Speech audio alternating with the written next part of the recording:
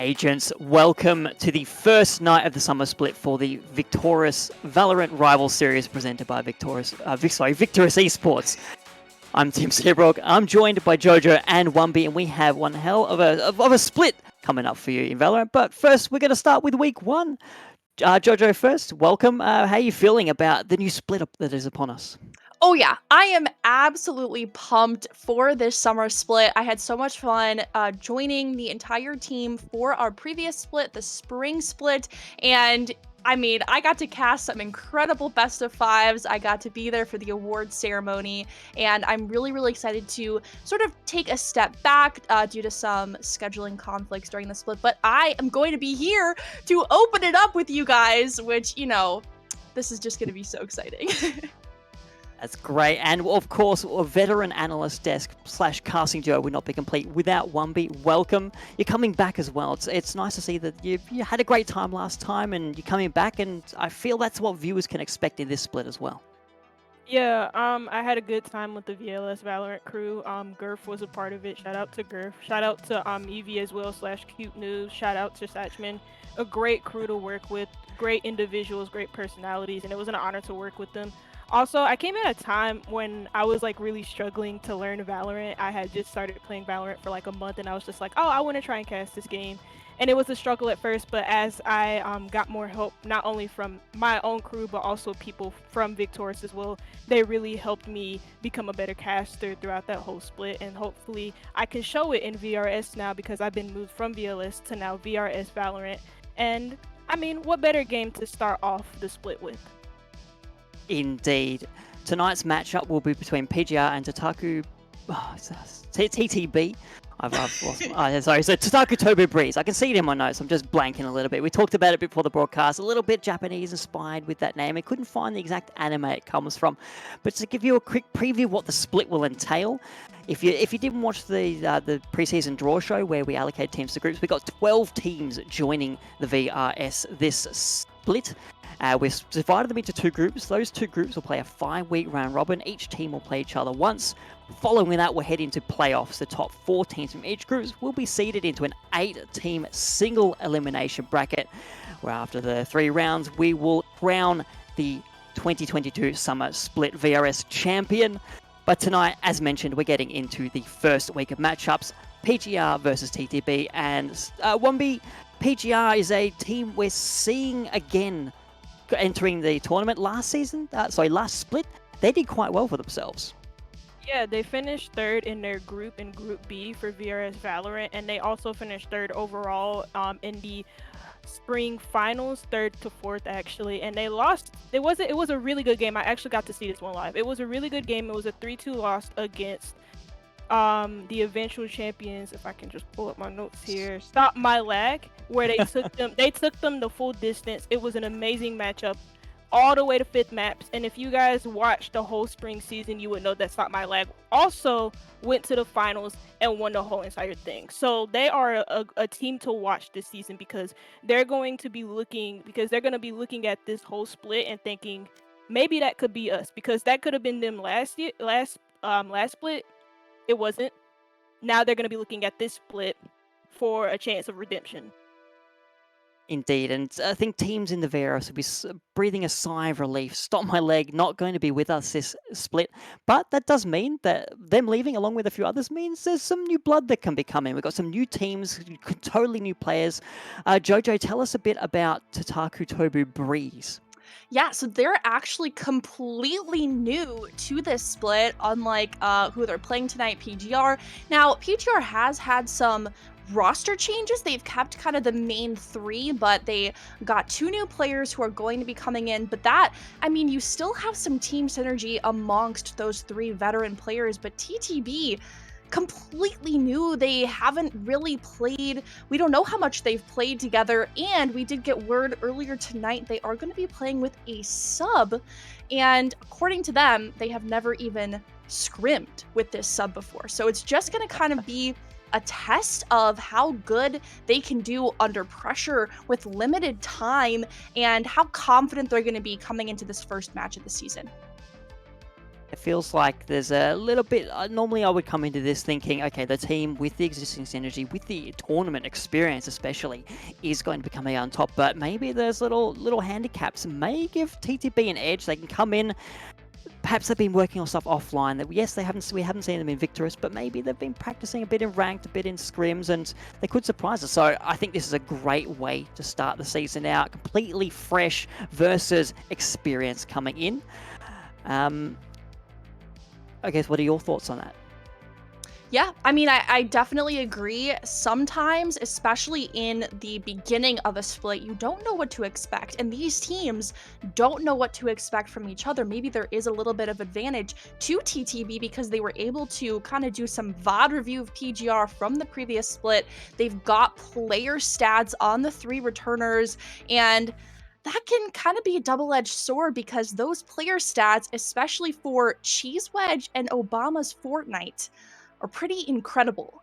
And if I were being asked to play against those 2 players, I think I would be shaking in my boots a little bit. But we'll see how these 2 teams come in with that level of confidence or lack thereof. But either way, like you said, it's going to be a really, really great start to the season. Indeed. We're going to be moving into the map vetoes very shortly. Wombi, how do you think the teams are going to play this? Do you think we might see some of the more newer, little bit stranger maps like the Fractures or the Breezes? Do you think the teams, especially maybe TTB, who may be a little less confident, will be wanting to stick to the tried and true OG maps as they were? Yeah, that's usually the case with a lot of new teams that enter in a new league. Sometimes it can be very intimidating to want to try the new maps, especially against the team as good as PGR, especially as good as they were last season. They're going to be looking to replicate their success and even more. And again, they are a new team. We have said that. And also, new players, new environment. It's going to be kind of hard to want to do new maps. You don't want to really experiment so early on into the season. You at least want to try and work on your defaults, try and work on meta stuff, and then after you kind of get that in check, maybe work on some off meta things, maybe try things that are a little bit different that a lot of teams won't expect. It'd be great to see. And speaking of meta, we can talk a little bit about agents. We don't know, given we don't know what maps are coming out just yet, we don't know what maps are obviously going to be played, and therefore what agents may be picked. We can confirm that we won't be seeing any Fade tonight. Fade is not allowed in competitive play yet. Agents simply just too new. I'd also go out on a limb and probably say we won't be seeing any Yoru, but that's more of just a agent that's been out for a while, just still hasn't found his footing. Do you think it might any... I guess without looking at the maps, without knowing the maps, what kind of agents do you expect to see, especially given the changes we've seen, do you think, to Sova and Sova's a type of noodle, Sova and Jet, where they've historically had almost 100% playtime, but they've been recently tweaked a little bit. Jojo, do you think we'll be seeing a little less of those, or do you think maybe teams still riding the high and not yet adapted to the changes?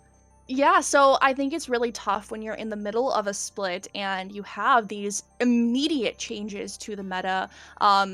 Basically, they were forced to adapt within a week of these changes being announced by Riot, and that may or may not have thrown their performance in that previous split. But we've had plenty of weeks between the end of that split and the beginning of this one, and that is adamant time for teams to go back. Look at what's being played in VCT. Look at what agents are being preferred on certain maps and how these newer agents, or at least some of their new changes, work together in combination to maybe create a god combination.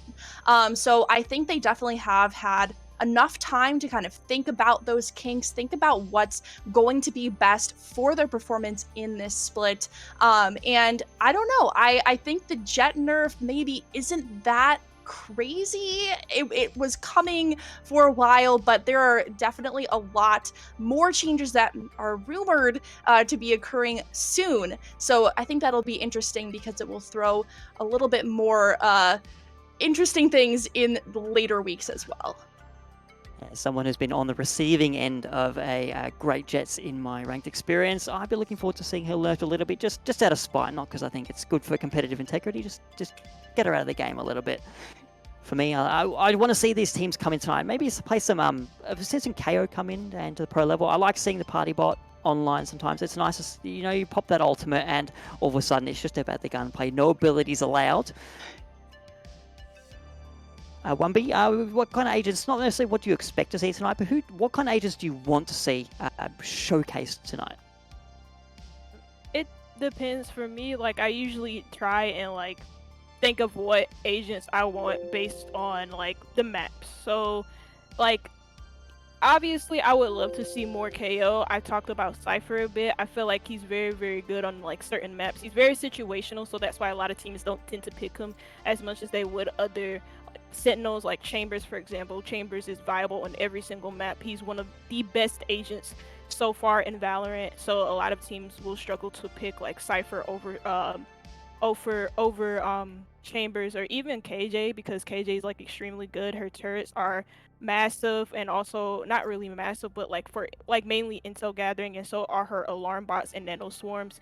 She's a really good defensive operator. She's better than Cypher in a lot of different ways: intel gathering, slowing down pushes, setting up pushes, etc, etc. Yes, Cypher has smokes and she doesn't, but she's still a lot better. I guess for duelists, again, depends on the map. Jet is viable in every single map, so I expect to see a lot of Jet tonight, depending on which maps we get. Maybe if it's a bind or if it's a split, then Raze will find her way into the lineups. I don't know. I'm open to anything. I'm seeing the first bans coming through. You mentioned Split there. It ain't happening. Fracture's not happening either. Icebox has just been banned. So we've got one more ban to go, and then we'll have Haven out of the picture. So that's going to leave, when they pick the order, they'll leave Bind, Ascent, and the other map whose name just poof, straight out of my head. Breeze. Breeze, thank you. So we are going to see at least one of the New York maps. But I guess we can at least, we don't really have enough information perhaps on the teams to talk about which maps will favor which teams. So we can talk about the map selection. Breeze will be coming up first. Yeah, I mean, it's a little bit interesting because Breeze is not liked by a lot of these teams. Maybe they've had a little bit less practice on a map like Breeze because it is one of the newer ones, and I don't know. I mean, Wumby, what do you think about Breeze? I feel like I have only casted it maybe twice. I've casted Breeze I feel like I've casted Breeze more than I've casted Haven. Ascent is a map that a lot of teams in T4 love.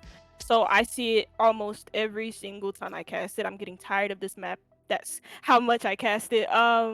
As for Breeze, I have a love-hate relationship with it. I love watching competitive play on it, but I hate playing it myself. I just Fair. it's a really big map. There's a lot of open spaces. You have to there's a lot of long range angles, a lot of long range gunfights to be taken, and I suck at long range gunfights, so that's why I hate it. But I love seeing other pros do extremely well in those type of situations. So we'll see how they play on this map, and it is PGR's map pick, so it'll be extremely interesting to see how Obama Fortnite maybe plays on that map. I expect, you know what, we talked about agents. I expect Obama to pick a Chambers. He loves Chambers. He played it last season in VRS. I expect him to pick it on Breeze. Well, they're already setting themselves up for success now. Haven't seen the map pool. Let's just get some quick predictions done. Jojo, starting with you.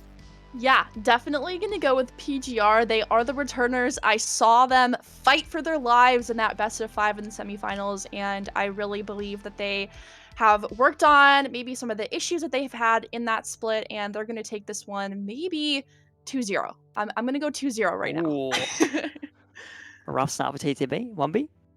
I'm gonna have to go with PGR as well. I just don't see, and I hate to do that because TTB are a new team, but they are playing with the sub that has not practiced with this roster whatsoever. That's the news that we've gotten. Whereas with PGR, they got 2 new subs, they retained 3 of their original players, brought in 2 new players, and I'm pretty sure they have been gearing up, like, for this whole season. Like, this is their moment, you know.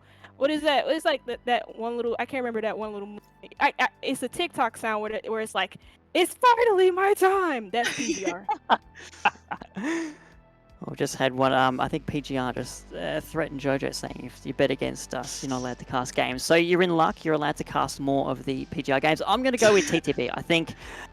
I know we talked a bit about experience. I think it might take a little bit. I think that'll play out over the course of the season. As the tournament goes on, experience will take care of itself. But for now, TTB coming in, they'll be big, they'll be bold, and I think PGR is in for a real surprise. It will be a close 2-1. Yeah. And we are ready to go. The teams are now to pick the maps. I think, well, what else are we waiting for? We just want to click some heads, play some Valorant. So I will leave it over to Jojo and Wumby as we go into Agent Select. Good luck to the teams. Good luck, casters. I'm looking forward to seeing you when... I'll be back later. But viewers, the match is now right here for you. Yeah, so as we go into our first map, Wemby, I know we talked a little bit about it, but what are you thinking in terms of agent composition? I feel like Viper has been such a staple for this map, but now maybe they're going to throw in a Brimstone and Omen, something a little bit different. What are we thinking?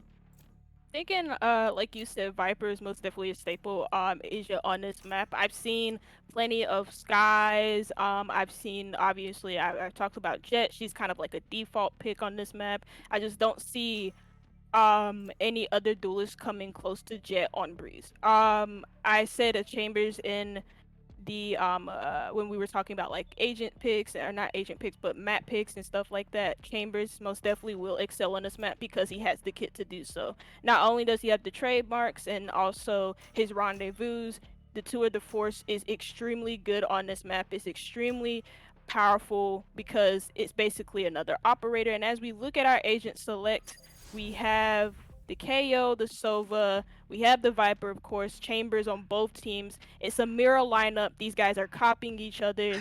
This is weird. As I mentioned, Wumby, I mean, they've had time to look back, see what's meta, figure out what is going to give them the best chance on this map, and this is the comp they have decided. I was not surprised to see initially locked in both Obama Fortnite and Cheese Wedge. We had that Jet and that Chamber selected like basically right off the bat, and those two were the fraggers in that previous season. So that's why I'm thinking they have already gone for those agents they are expecting to be the carry.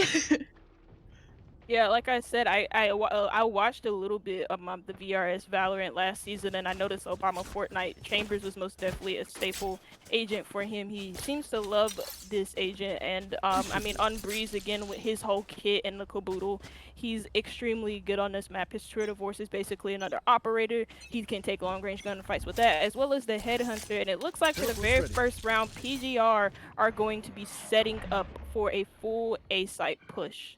They're already very, very aggressive on this one. We have Noel as the lone defender on site playing Chamber. Everyone else is kind of stuck behind that wall, and instantly Lefia gets that first pick on to Noel. More sprayed shots, but Cheese Wedge cannot do much, and suddenly it is man advantage towards the defenders, actually. This is not expected. No Monkey evening it up with that kill onto Frost, but now it's going to be a 3v2 retake. One enemy remaining. Ooh, Obama from behind does get a double kill, and now the toxic screen is down, and so Lafaya has a vision on Hayes, but it's actually Obama Fortnite to get that kill, and Lafaya to be assisting them, and it's a very good first round for PGR, but a good effort from TTB on that defense. Most definitely a good effort. A few of those kills were going back and forth there, and especially on a pistol round, that can kind of give you a sense of how these two teams like to play their attack and defensive halves, but we won't really know for sure until that full buy. But before then, we're going to get full Spectres and full shields on everyone for PGR, which is definitely the standard purchase, but Hades here with the Marshall, no one's going to be really contesting that in mid. Instead, we do see PGR opting for another full push on A. This time it's a little bit slower. They have not entered site yet, but seems like TTB is playing more cautious. They're playing behind the Viper's wall and just letting PGR on the site. The spike is going to go down very shortly as the majority of the site has been taken up by PGR. Spike planted.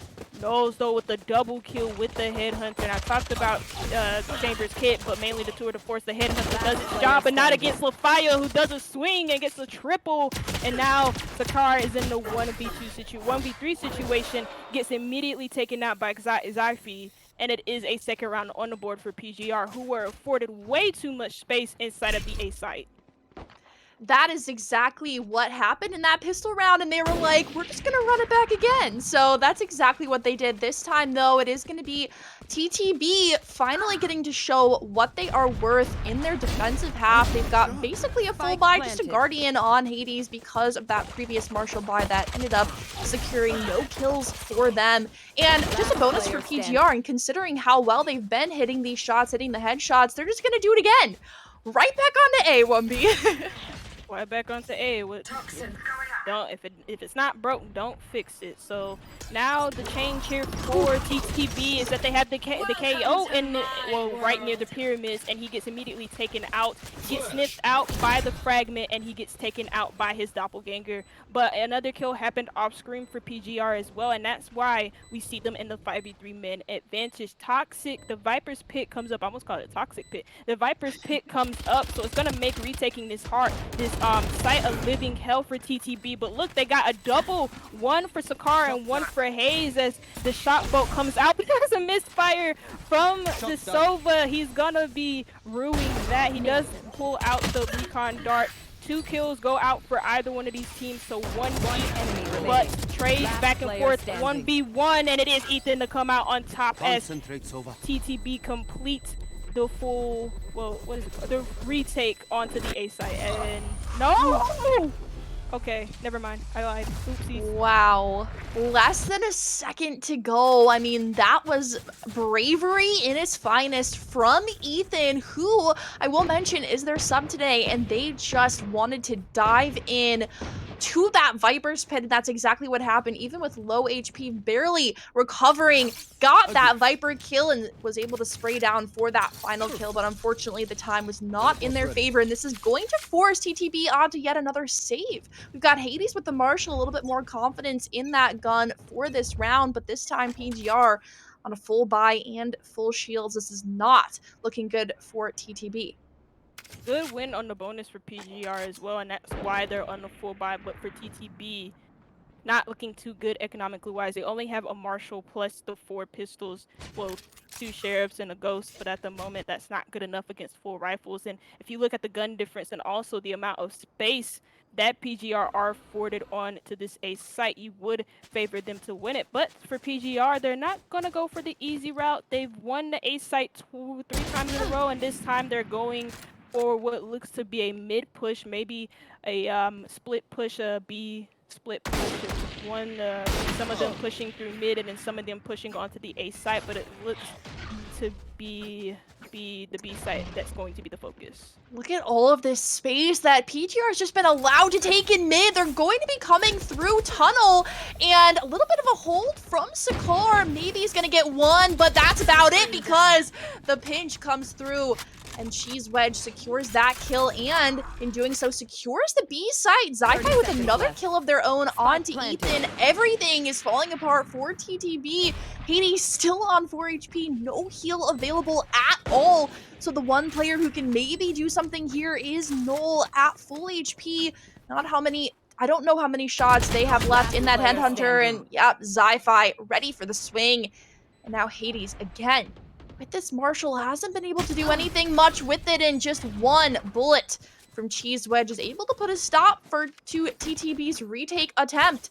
I don't even know if it got started there. I think they had the right idea to stop the aggression, not let PGR onto site because these retakes haven't been working, but even that hold was unsuccessful.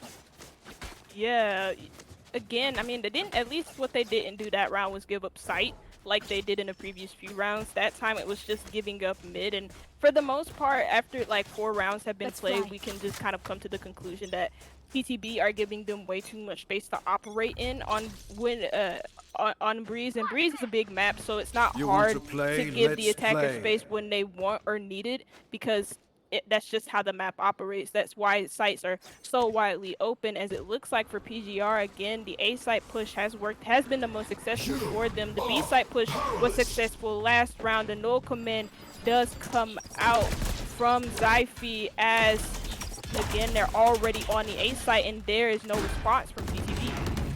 There is no response, and this is the same play we've seen PGR successfully do in those first 2 rounds of the half, so I don't know why TTB hasn't really adapted yet. They are all, again, stuck in backside. Lots of damage traded off. It's actually Cheese Wedge who kind of falls victim to that, and what is going on here? We finally see what TTB is capable of. It's just no monkey left, and Ethan ending with that last kill. And look at this one, TTB able to keep 4 members alive. That is their first successful retake and first round in their defensive half.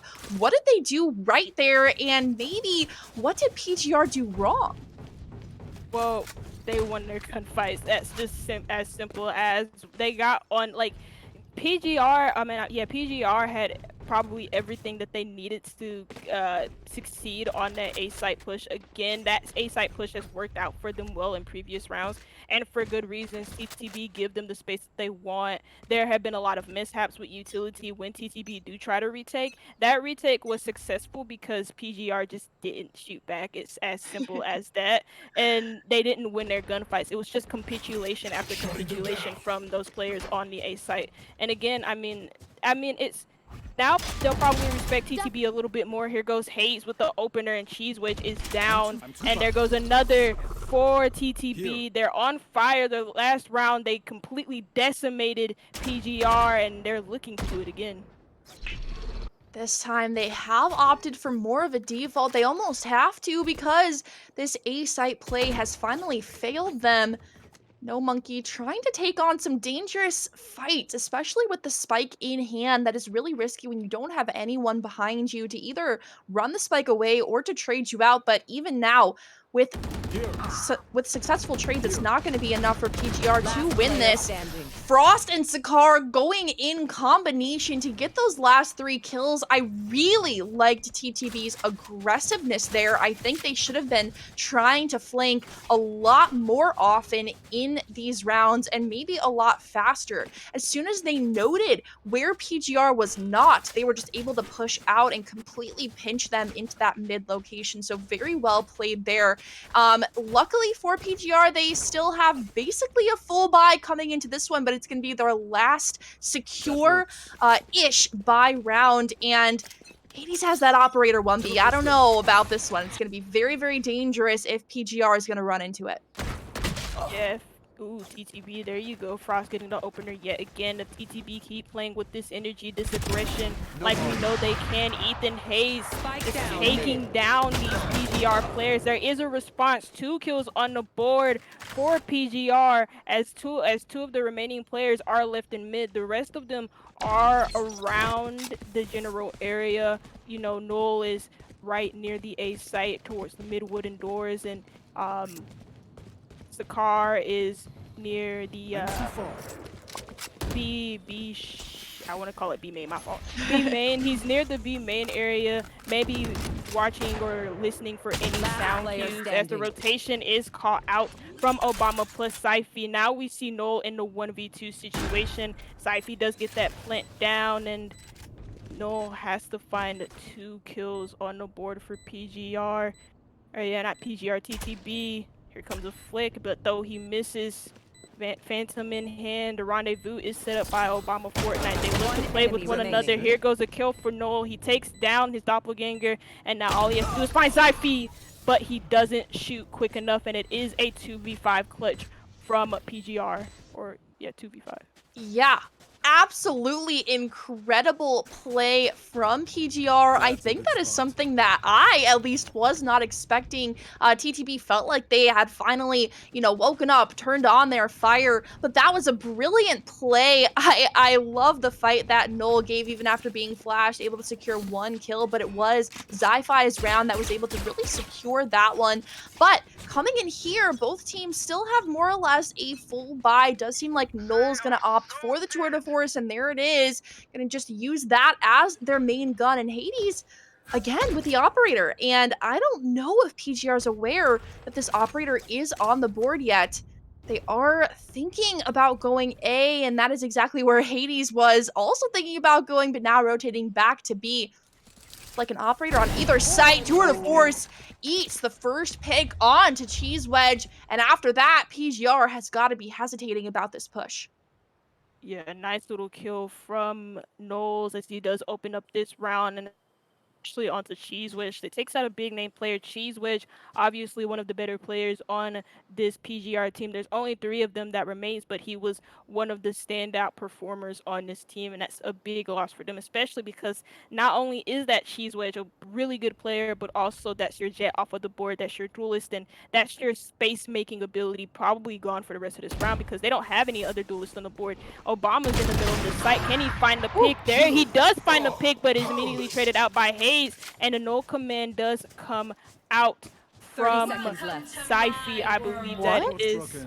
And now the plant is going to go down into the A site, and also the Viper's pit is up as well. I'm lost. I don't know if you guys were looking at that mini map there, but the entire TTB team were running towards B. And we had Viper's Pit being placed on A and the spike going down with no one to contest it. What a mind game being played right now by PGR. Zyphi with that pick, but Frost easily able to trade it out. We are still down to a 1v3. Viper's Pit is going to fall, and yet again, just down to no monkey can. They hold this. The 2 kills were secured, and now Hades, 39 HP, has to either stick this or get that last kill. No monkey gonna be playing for ult, and there we go. 1 hit will be enough to kill Hades. PGR, I don't even know what to say here. That was an incredible clutch, and the mind games, I'm just astounded. Yeah, TTB look completely cool. They got played like a fiddle. They got played like a little banjo. They got played.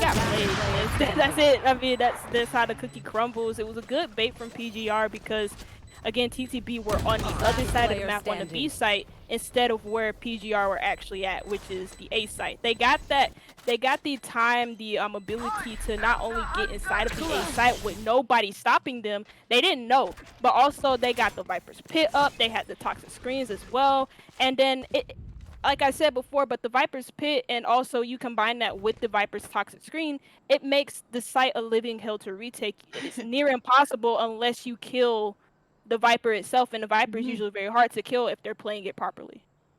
Exactly. And so now, coming into this round, we do see TTB has a few ultimates they may want to play with. I know Sakar's been holding on to the Viper's Pit of their own for a while. Ethan getting aggressive here, cannot get that first pick on to Zi-Fi, and it's actually 2 kills going in favor of PGR very early in the round. So far, it's not so good for TTB. And it's a good read by PGR, fully rotating over to B. They kind of already spotted where Sakar is, but this Viper's Pit is not going to claim the entire site. This is going to allow PGR to plan outside of it, and for Sakar, that is unlucky. Cheese Wedge securing that pick as they were attempting to play around it.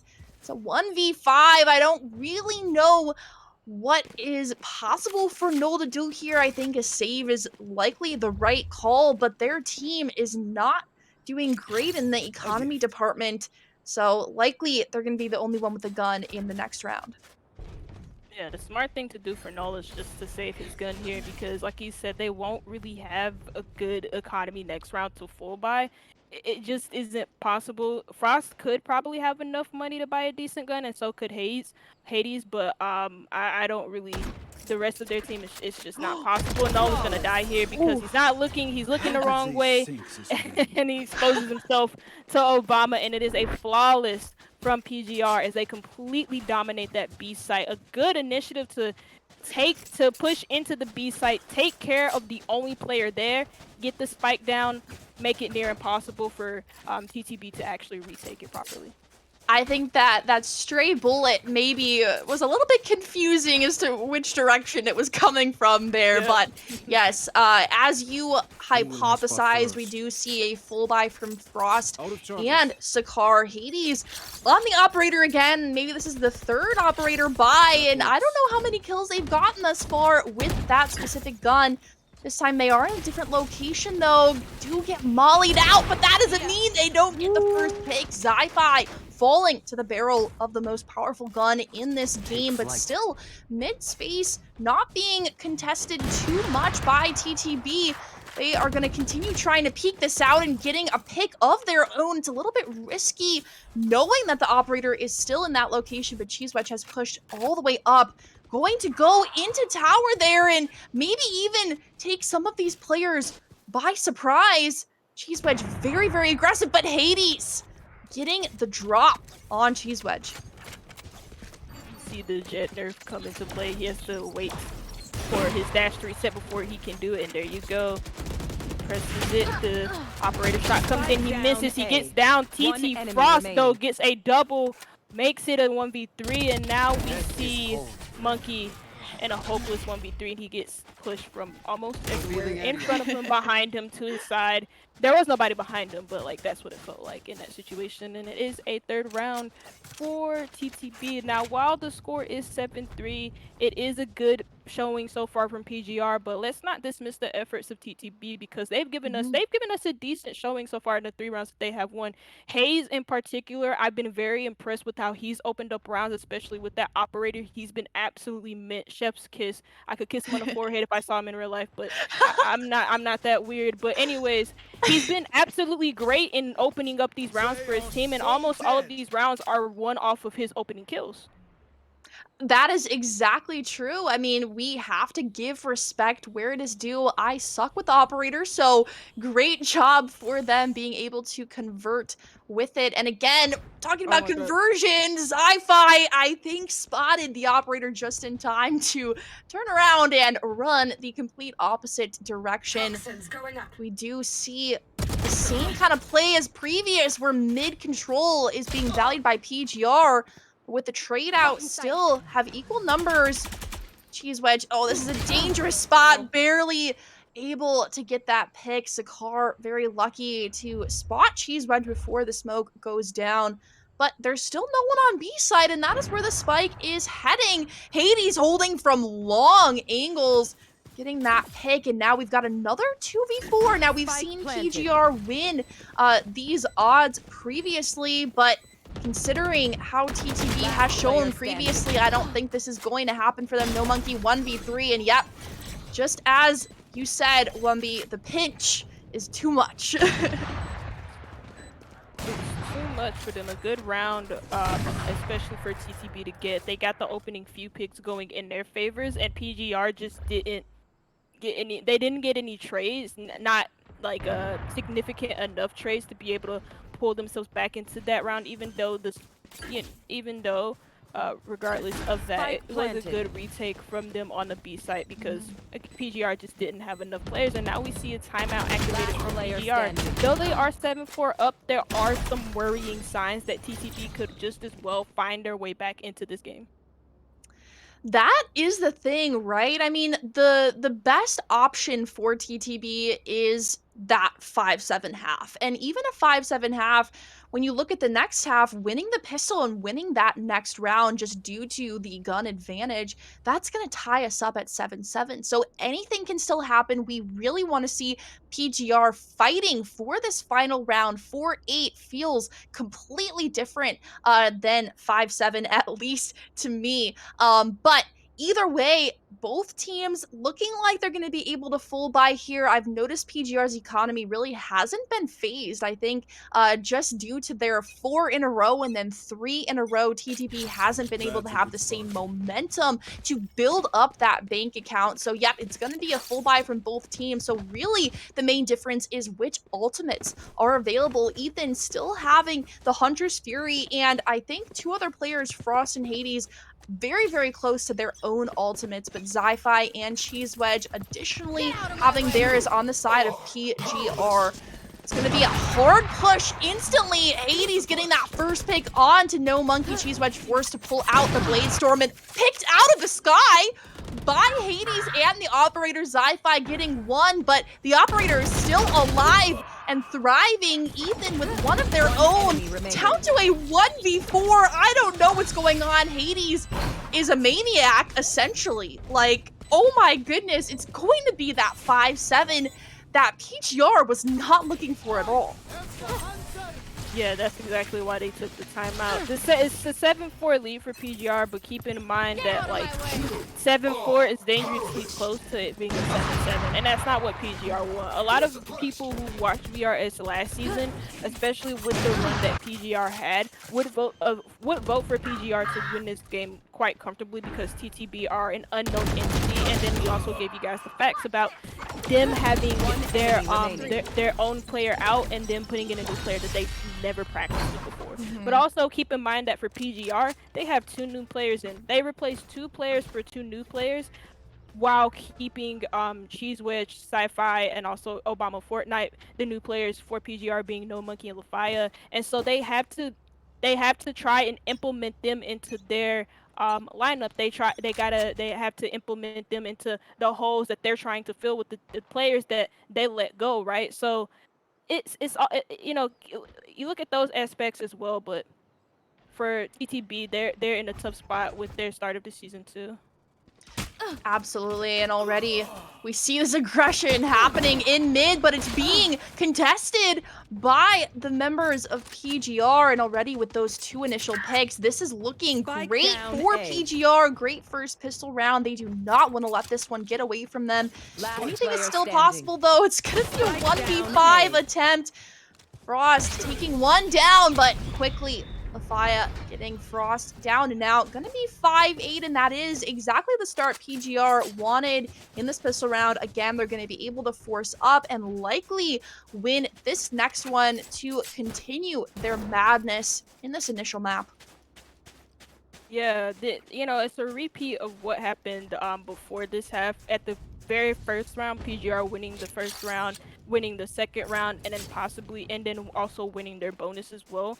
So they're gonna want to replicate that same success as they are now under defense because they were under attack in the first half. For TTB, they're gonna want to look to disrupt that momentum that PGR have created, because once PGR got the momentum, now you see it, they get the first pick into this round. Once they get that momentum, it's hard to stop them, and then their econ starts to build up over time, and then you have TTB, who's also struggling while PGR are doing really well. Sci-Fi gets a double in mid, and for, again, like I said, TTB are going to look to disrupt this momentum, but they're having a hard time doing it in the second round.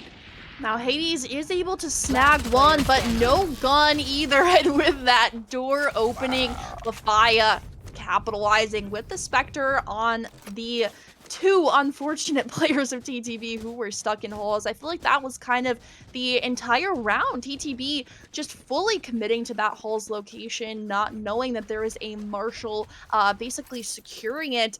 And as soon as you go into that sort of area like holes, there's not really an escape. There is the shoot into mid, but Cheese Wedge has previously pushed into mid to stop the mid doors lurk. And so nothing is really safe when you are putting yourself in a inescapable location like Hull. So I'm liking this play so far from TTB. They are more spread out. They're playing for a default, trying to sense how PGR is playing their defense. And there you go. That is how PGR is playing their defense, letting Frost get that first pick onto Cheese Wedge, and that is a big one. And that pick did happen in mid, so I'm definitely expecting more players to try contesting mid. Frost with 2 picks. So now the spike maybe is going to be heading that way, but PGR hasn't given up yet. They've got some interesting locations. Look at where Obama is holding. This could be disastrous. The trigger dissipated. Oh my gosh. I'm okay. Yep, hitting those two. The headhunter is incredible. Unfortunately, the drone does not have eyes in the back of its head. Obama does fall eventually, but this 1v3 is possible for Lafaya here.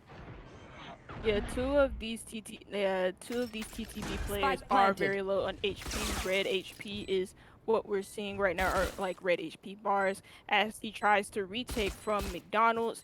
Does shoot some shots because he sees a player jumping, but TTB, they're not going to look to give him the easy picks, because if they do, they could just as much lose this round. They need to play this as a team, and that's exactly what they're doing.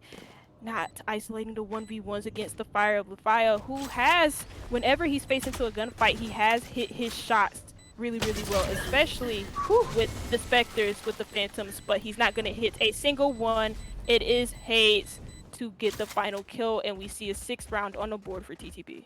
Yeah, and this is where Hades is finally coming into their own. Unfortunately, a little bit of a funky get-go there. You're looking at the replay with the headhunter from Obama, the trigger discipline, snagging Ethan on the drone, and Sakar, who just did not check behind him at all. But yes, I definitely feel like some of these members on TTB are starting to figure out how to play against PGR, and the primary person who's kind of leading that charge has been Hades, constantly getting that last kill, constantly changing the pace of the round and making sure that their team has some chance of beating PGR. But here we go, 3-round differential, definitely not out of it yet, but Obama has the operator, and we do see another sort of default that did work well for TTB in that previous round.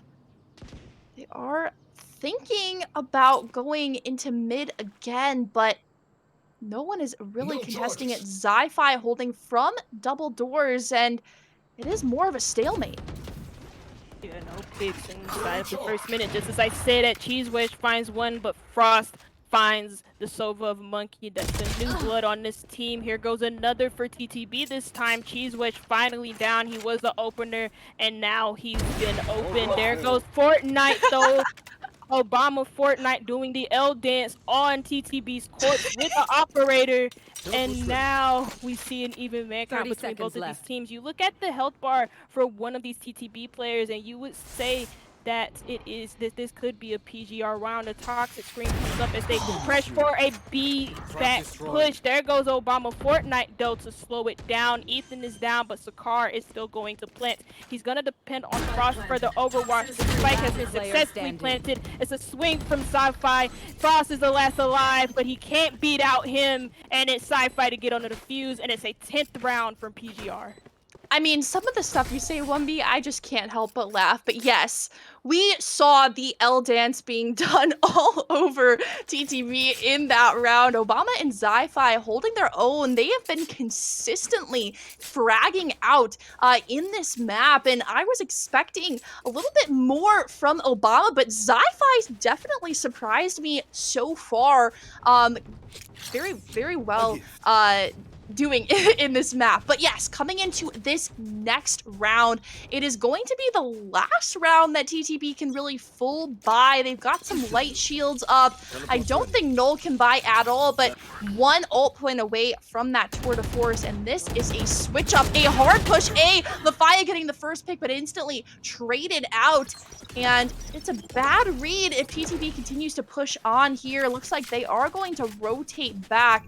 B-site at the moment seems the most clear with just one defender holding it down, but that defender is Obama with the operator. So B-site might not be ideal. Cheese Wedge does take down Null, quickly evening out the numbers though, and Hades and Frost coming in clutch, leaving this down to Cheese Wedge. 1v3 and B-site completely free for the taking. Yeah, 3 of these TTB players are, well, 2 of them are on the B site. One of them is hanging about in mid just to watch out for this rotation from Cheese Wedge, who is the last player alive. He can possibly clutch this out, but against 3 full health players of TTB, it's, well, near impossible. He's gonna go through mid, possibly to look out for one of these players. He runs into one of them. It's Hayes, his doppelganger. They have a little bit of a funky gunfight. Both of these players just missing out on some shots. Hayes runs out of bullets. And it's a right-click headshot from Hayes as he closes out that round. And like you said, JoJo, he can open up rounds, but he can also close them out. And he did it so good there.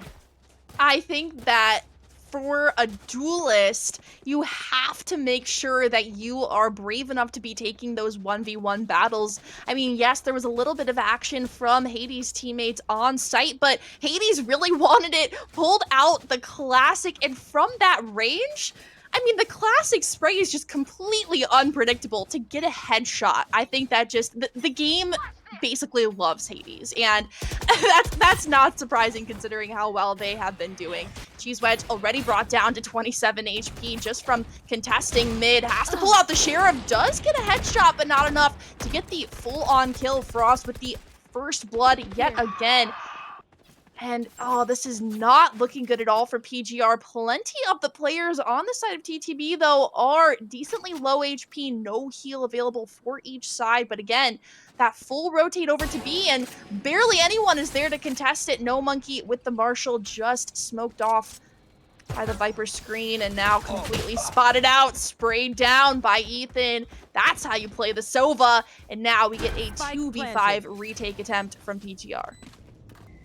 2v5 retake attempt like you just said, but TTB are all over this site and they're looking like a bunch of roaches. It's hard to get rid of roaches once they're in the pantry, and they're all over PGR's pantry, and PGR, the last 2 players, cannot get a pick to save their lives, and it is a flawless on a round for TTB. And for PGR, this is, you know what, they do have a 10-8 lead, let's not forget that.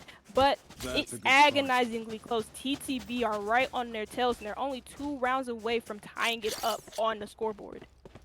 And just keep in mind how kind of decisive we both thought that first half was. Definitely thinking PGR was going to close it out very quickly. But this is a new TTB. Maybe they are just an attack-sided team. That is most certainly possible. This time that attack is angling more towards A. Obama spotted out with Tour de Force in hand. And that is going to instantly cue this rotate. Oh. We're already down to a 4v3 after some bloodshed in mid. This time Lafaya is the one holding down B site and maybe gonna stop this B rotate from working in favor of TTB. Cloud smokes go out dash from Hayes, but he gets shut down from Lafaya. Good positioning from the Viper, but he gets taken out from the doppelganger. The Viper's pit comes out as well, and it gives Sakar some cover to plant onto this B site. Now the retake has to happen from the Arches, from the Sova of No Monkey, and also Obama Fortnite, the veteran and the rookie playing on this retake, but Sci-Fi, one of the main bodies on this team, gets a kill, a 3v1. Now Sakar, the Viper's Pit is still up. The swing comes out as the fragments go out as well, but Obama Fortnite with the tour de force closes out that round, and he gets to defuse. No, he's gonna let the rookie do it. That's fine, that's okay. But he still gets that kill, and it's a good round to claim, because now they're 11-8 up, and that probably removes some pressure off of their soldiers just a little. They can relax a little bit. They're 11-8 up. Next round, put yourselves 12-8 up, 13-0, and then maybe you could go on to the next map. A map up. Exactly. Exactly. And I believe this was PGR's map pick, so they were definitely expecting to win it. So I'm kind of excited to see if they do, how they're going to perform on our next map. But before we get there, we've got to finish out this one. I thought that investment of the Viper's Pit by Sakar was very beneficial. I think it gave them a fighting chance to win that 2v3. And now, as you see, Lafaya investing their own over on B site, this B rotate that TTB has been playing over and over again, maybe not going to work, just because I don't see Lafaya leaving that Viper's Pit anytime soon. There's a lot of presence in mid, though, for TTB. No one really choosing to peek them out. No Monkey droning it. Seeing some presence. What? No, he didn't. Yeah, he's nasty, dude. He's nasty. Get him out of here. Dude up drifts onto like above a crate and gets a little pixel on that head on Cheese Wedge, and he has taken him out. For the most part of this game, Hayes has had Cheese Wedge's number. This game has Hayes written all over it. Look, he swings. Okay, never mind. No Monkey absolutely decimates him. So now we're in an even man count, 4v4, and now TTB, we do have a round on our hands. So they did get that man advantage. It was quickly ripped away from them. Obama could make a play here, and he does, but he gets immediately traded out. And for the focus of TTB, it is going to be this A site. They already have 30 seconds left. They probably won't have enough time to make a play onto B. The toxic screen has already gone up in their favor. Fragments as well, and now they can get this spike down. But the Hunter's Fury is absolutely huge here. It disrupts the planting. 15 seconds left. The car finds one into Lafaya, and these last few seconds are going to be so important. The spike has to go down, and it does. No Monkey in the 1v3 situation. Gets blind, and he gets taken out by the person who blinds him. It's Frost to get the closer, and now we're 9-11. Okay, I'm sorry, 11-9. That sounds so wrong. Honestly, an unfortunate play by PGR. I think at the end there, they just got caught up in that time. They saw, 20 seconds left, 10 seconds left. They just wanted to stop the plant and win by time, but instead they got too aggressive. They didn't stall for long enough, and TTB was able to secure the plant and kind of push PGR out of those default positions. I think would have been better for them to play for retake, because now they're forced onto a full save. They've got a Stinger and a Guardian, but how much can that really do against these full rifles? Lafaya already backing up completely, hiding in Hades smoke. Oh my gosh, I thought maybe Lafaya was going to get one on Hades there, but instead does go the other way around. Down to a 3v5 retake. Spike has been planted. Obama, Headhunter in hand, full 8 bullets available. But it's just going to come down to finding where these players are in Hades. Updraft? God? Like, hitting all of these shots from those weird angles. And that's going to be a 3K for them and a flawless for TTB. Yeah.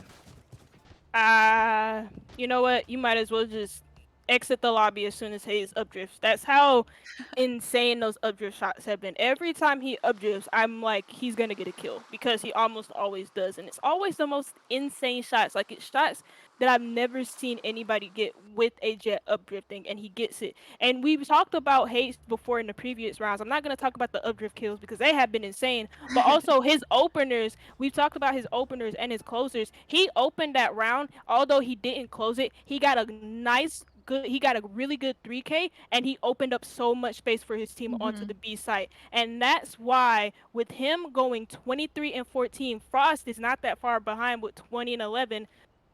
That's why you see them being so dominant on their attacks now.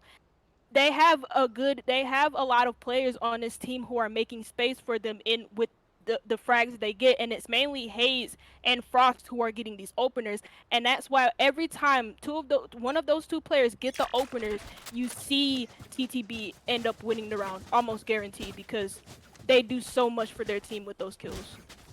Most definitely, and now that they are just that one round away from tying us up for the first time, I think that's even going to put a little bit more fire behind them, make them want to push a little bit harder, but they're going to come in here, and I know that PGR does not want to give up their lead of just one round at this point. Lafaya holding very aggressively. Look at this placement with the toxic wall and the orb.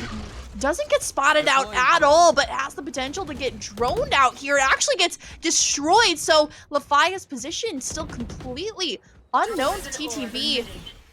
Unlucky that they are not going to push onto that site. A little bit of chip damage done, and actually a full kill onto a member of TTB, and this rotate towards B. I think at this point, 1B should be expected by PGR. This is, maybe the 5th time they've rotated from A to B. And Obama with this operator is ready for it. Yeah, smart rotation. They didn't get any full intel on to that A site push. The kill comes from Obama with the operator. Follow-up kill from No Monkey, as this B site push has completely failed. The null command is out from the KO on the side of TTB, but he's down. Ethan is watching over him, and now he's finally dead. And now we see a 2v5 on the side of TTB, who are in that man disadvantage. Now 1v5 Hayes with the Vandal gets Zyphy, but it is probably to his desperation, as he's just clutching at straws. He has no reason to clutch this. He has no way of clutching it. He could pull out the Blade Storm, but it'd be a waste of utility. It'd be a waste of an ultimate. He can use it for the next round, because this round is practically over. PGR looking to put themselves onto map point, and it is Cheese Wedge on the flank. Hayes is dead, and so is this round.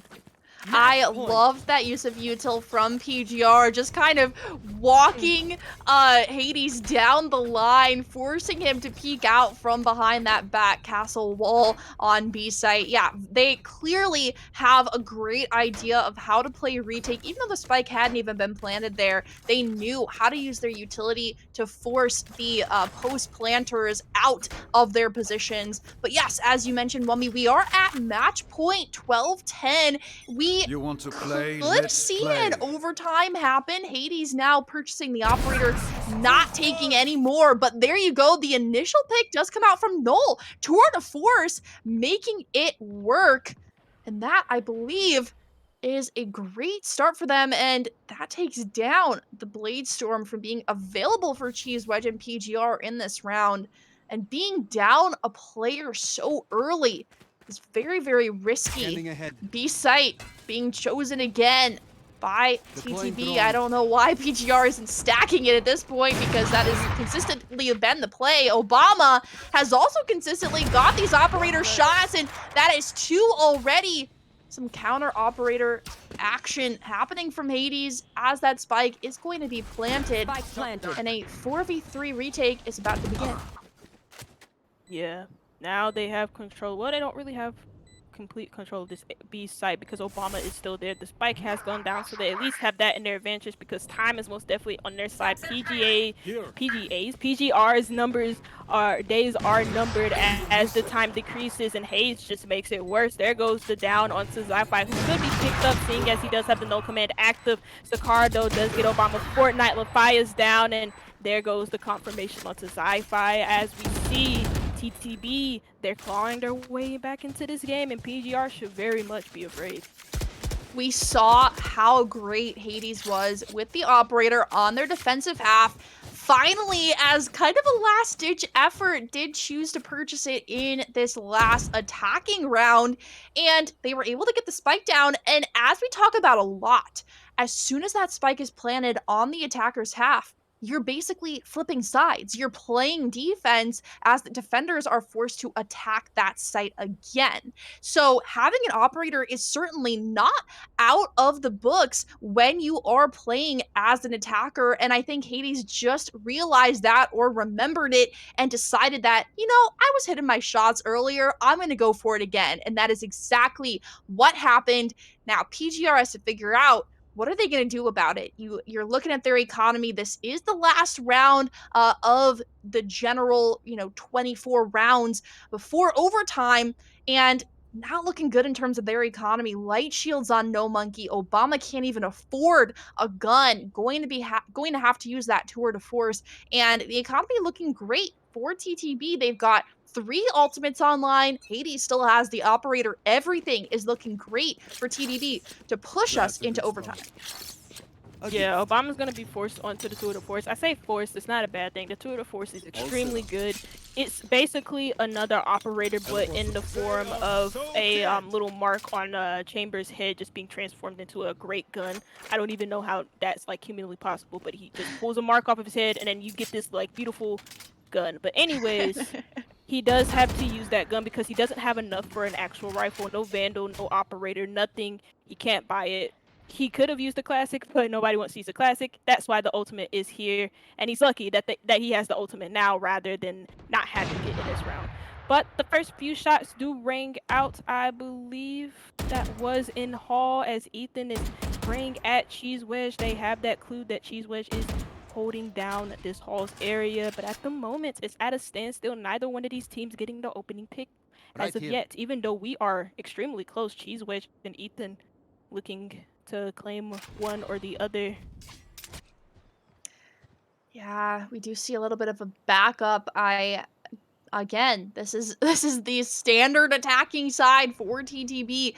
They create some presence on A, maybe hold those 3 defenders on that side, and then fully rotate either into mid or 30 onto seconds B. left. And look at all this space in mid that has already been taken up. Elbow completely secured Obama with that tour de force, and Lafaya actually with the first pick on a lurker in mid. So this take is going to have to be 4v5. Luckily for TTB, there's only 2 members of PGR on site, and that plant actually stopped by the tour de force. Obama cannot secure the second, but gets out in time. And speaking of time, 4 seconds, I don't know if they got it, and not after that. Oh my gosh, what is this? Those last slow-mo shots with the tour de force. I think time just was not in favor of TTB there. Unfortunate for them. But what a scoreline. Certainly not something that TTB should be ashamed of. No, most definitely not. Both teams played extremely well. There were some heart-stopping moments. I'm pretty sure PGR had. They are most definitely the favorites coming into this matchup because teams or people who are still watching Victoris, at least from last split, expected them to perform really well this split, probably going into the grand finals. They do get the win here. It was a very hard-fought win. TTB did not like lay down and take it. They took the fight to them, and PGR most definitely had some like nervous moments on their side. Yeah, most That- definitely that- agree. Oh, go ahead, Jojo. No, I was just gonna pass it to you, Temporal, as an observer. What were you Yeah, seeing in that map?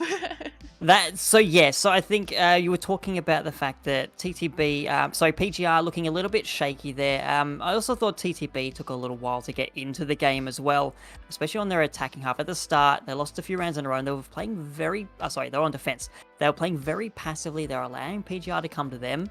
I think once they got a little more comfortable, once they were willing to start taking those fights on site and being a little more aggressive, that's when their defense started heading up. And I think especially once we saw it flip to their attacking half, they were feeling a lot more confident, and I feel like both of those teams more comfortable on their attacking sides, though PGR obviously a little more so. Yeah, most definitely. You saw the momentum kind of shifted as soon as TTB went on their attacks, and TTB, when on that half, were probably the better team compared to PGR, despite them not winning the game fully. They had their rounds when it came to how many dominant round wins they had more of those than PGR did, at least that I took note of. But again, a really good match to watch, and I'm happy that it was Breeze because I usually love watching Breeze competitive matches, and that was most definitely one of my favorites to watch. Indeed. And as we move on, we'll be going to Ascent in this series. Do you think we'll still be seeing, I guess one of the key matchups in that last match was the Hades versus Obama Fortnite 69 plays. Both of them were absolutely stellar for their teams, particularly with those operators and for their tour de force for Obama. Do you think we'll be seeing more of that chamber coming through? Think we can expect to see the jet from Hades, but do you think we'll be seeing more chamber coming through from Obama, or a change there won't be? No, I think on Ascent Chambers is actually a really good agent to use. I feel like Obama is still gonna stick with the Chambers, maybe partner it up with the KJ. Maybe he's going to switch off of the Chambers and go onto the KJ.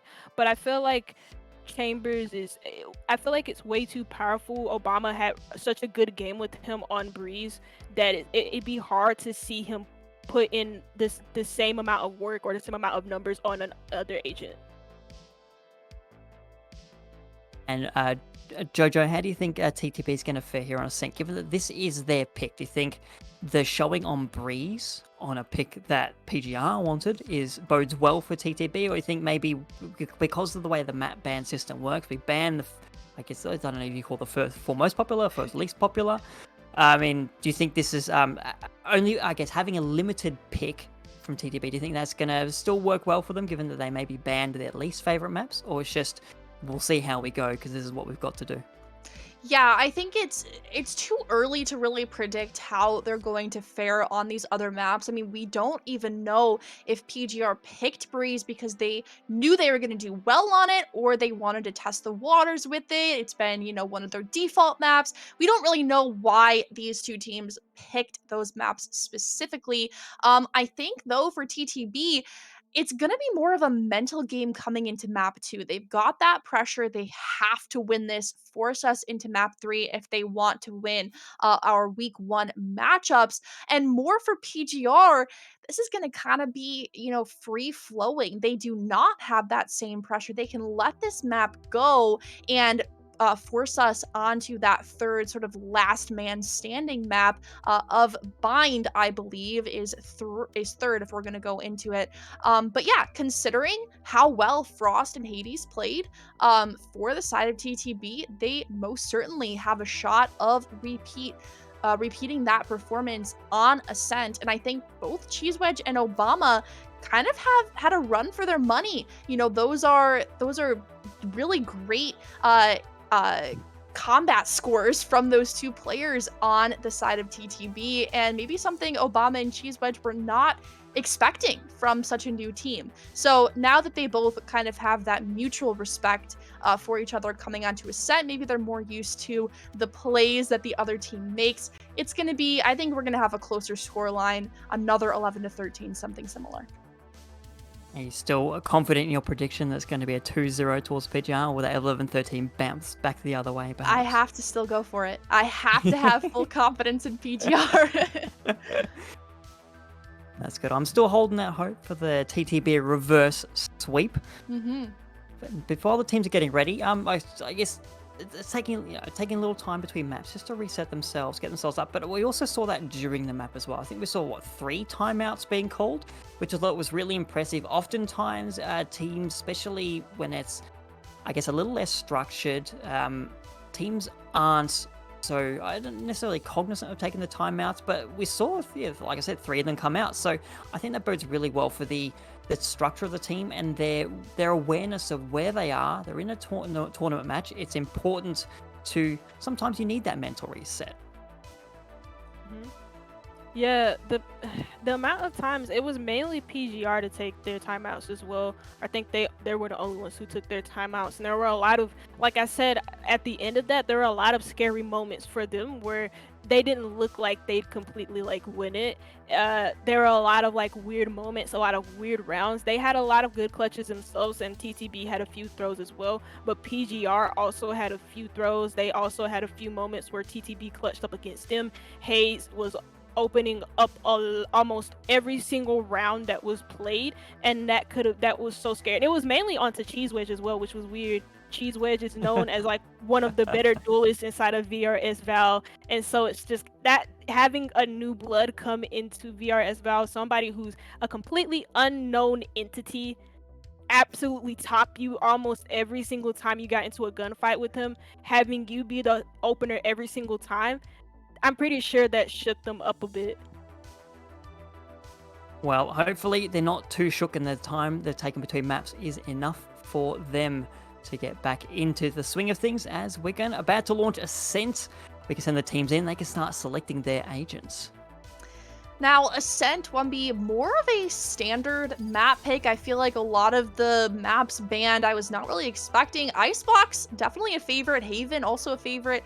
Fracture, not crazy surprising. Split has kind of fallen off popularity. But Ascent, definitely one of the best loved maps, even just for its equality on the attackers and defensive halves. And already we see some insta-lockers.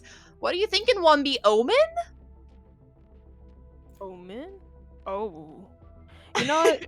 I've played Omen once on this map. And I didn't do too once. I didn't do too well with him.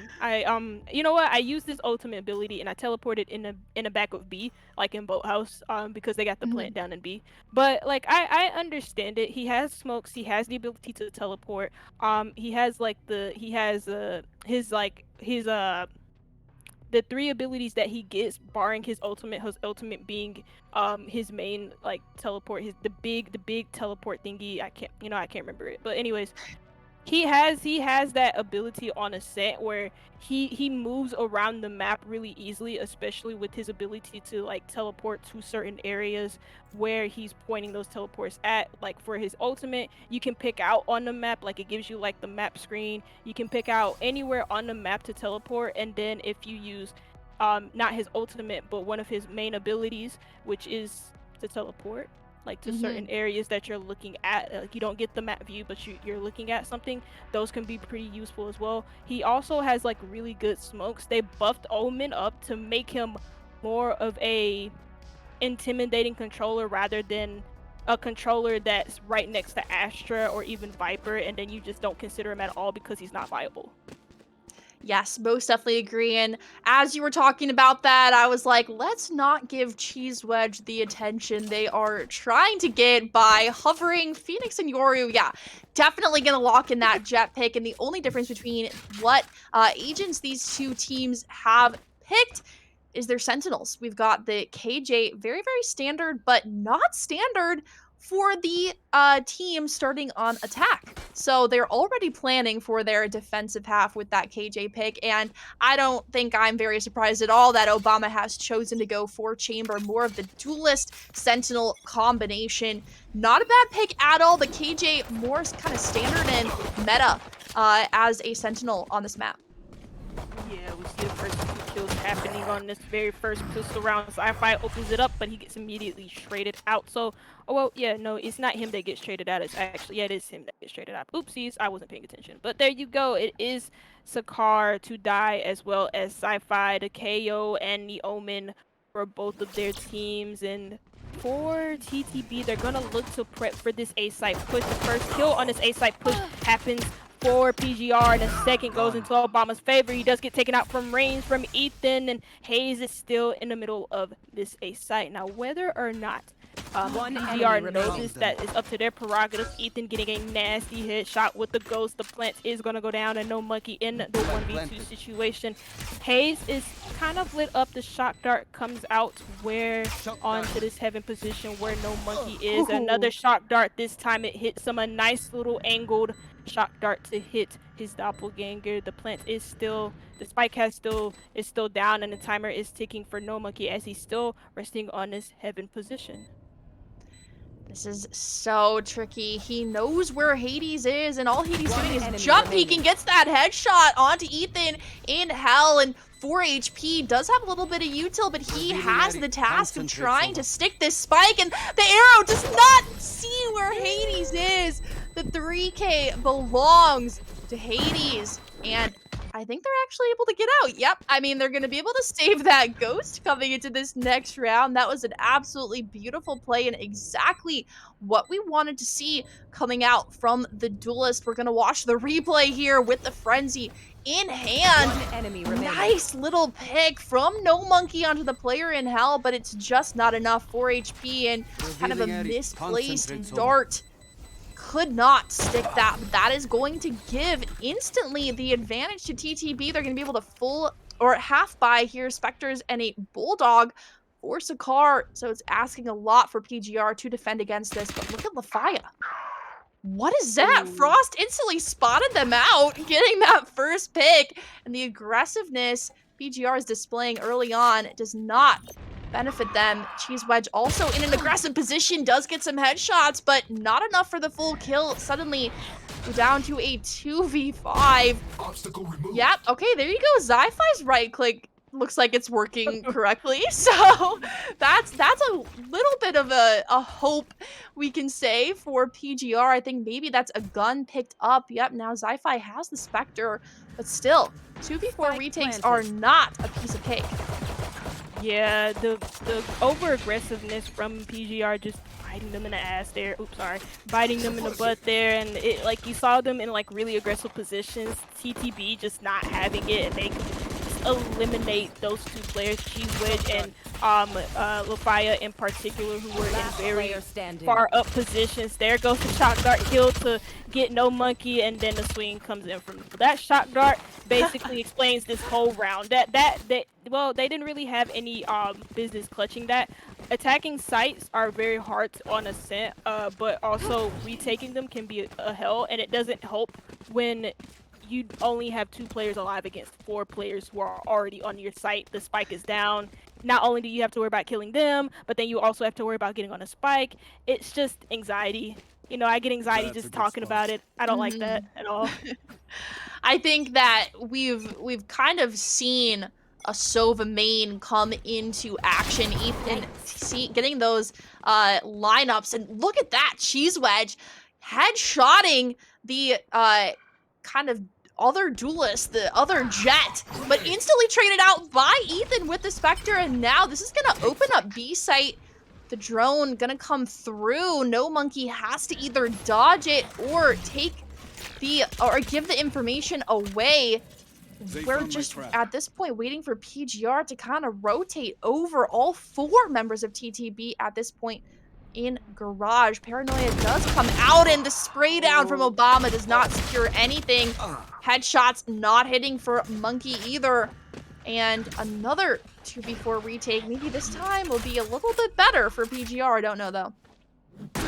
Yeah, a couple of missed shots from Monkey is not gonna help anything at the moment, because those missed shots mean that he doesn't get a kill, and when he doesn't get a kill, then they kill him, and then now you are in a 2v4 situation. The only 2 remainers remaining are Lafaya and Zyphi. There goes Zyphi to get a kill. The last one of them dies in Boathouse, so there's only 1 player left in Boathouse. Lafaya start the arm, and now we see a 1v2, now 1v1. No, gets a double from Boathouse. They knew they had to have known about his position. He couldn't be anywhere else, but they weren't quick enough on the trigger, and the KJ punishes him.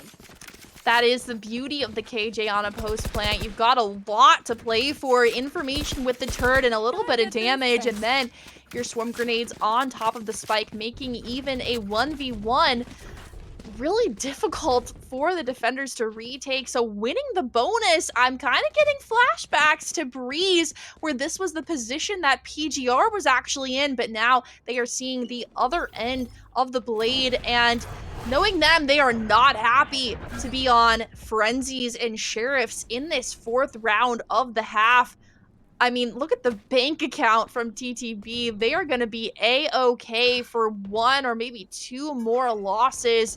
And that is giving PGR this round, which is unlikely. Lafaya aggressive again. Frenzy does not connect with much. Ethan taking them down.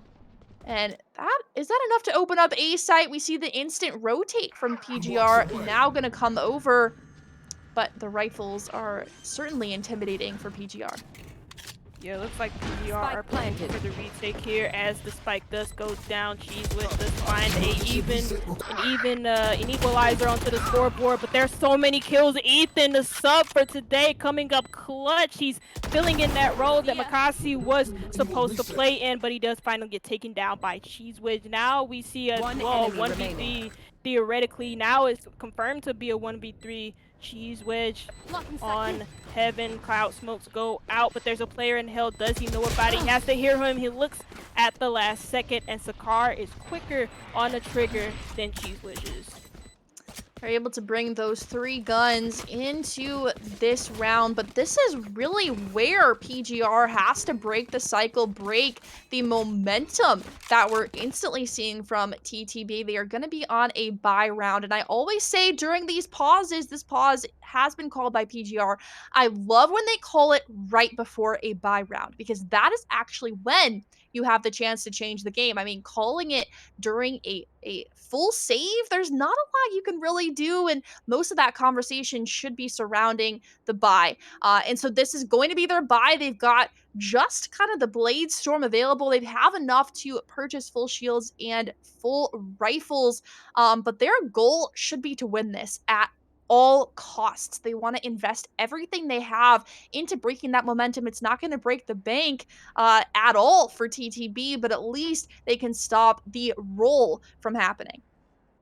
Yeah, on the side of TTB, they also have the lockdown ability as well as the Hunter's Fury to bolt, as well as look at how much crits they have. Jesus Christ, that's a lot of money for TTB, because look at how many rounds they've won. They've won 4 in a row, so it's expected their economy looks like this. It's surprising to see PGR down 4-0, especially on Ascent, seeing as they are on defense, which we said at the beginning that Ascent seems to favor both sides statistically, but Ascent is kind of more favored towards the defenders, in my honest opinion, as the round does start. It looks to be an aggressive A site or an A long push as Hayes opens up a kill onto Lafaya, and now look at how much space is opened up onto this A site. The KO is going to move in. Sci-Fi does throw out some flashbangs, but the lockdown is going to go down, so these players are going to have to clear out of the A site and just give it up to TTB, who will have a free plant in this round if this lockdown doesn't stop. But Obama's being sneaky here. He gets a kill on Heaven,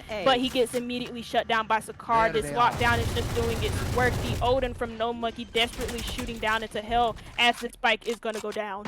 Spike planted. 3v4 retake, very, very tricky. No Monkey has the Odin. That is a gun that you can't really quick scope with, and yep, instantly taken down there. Bringing us though to a 2v2 is Sci-Fi finally showing their prowess in this game. Sprayed down by Sakar and Main, and there's just not much you can do when you've got 2 members of the opposing team flanking you like that. That brings us to a 5-0, and something that I think was not a great start to that round at all was Lafaya consistently being aggressive in that A main location. That was maybe the 3rd or 4th round that they have pushed out and tried to be sneaky somewhere in A main, and TTB was 110% expecting it. So as soon as they lost that player, PGR was going to be 4v5 for the rest of the map. Kind of brilliant that they were even able to bring it to a 2v2 later on,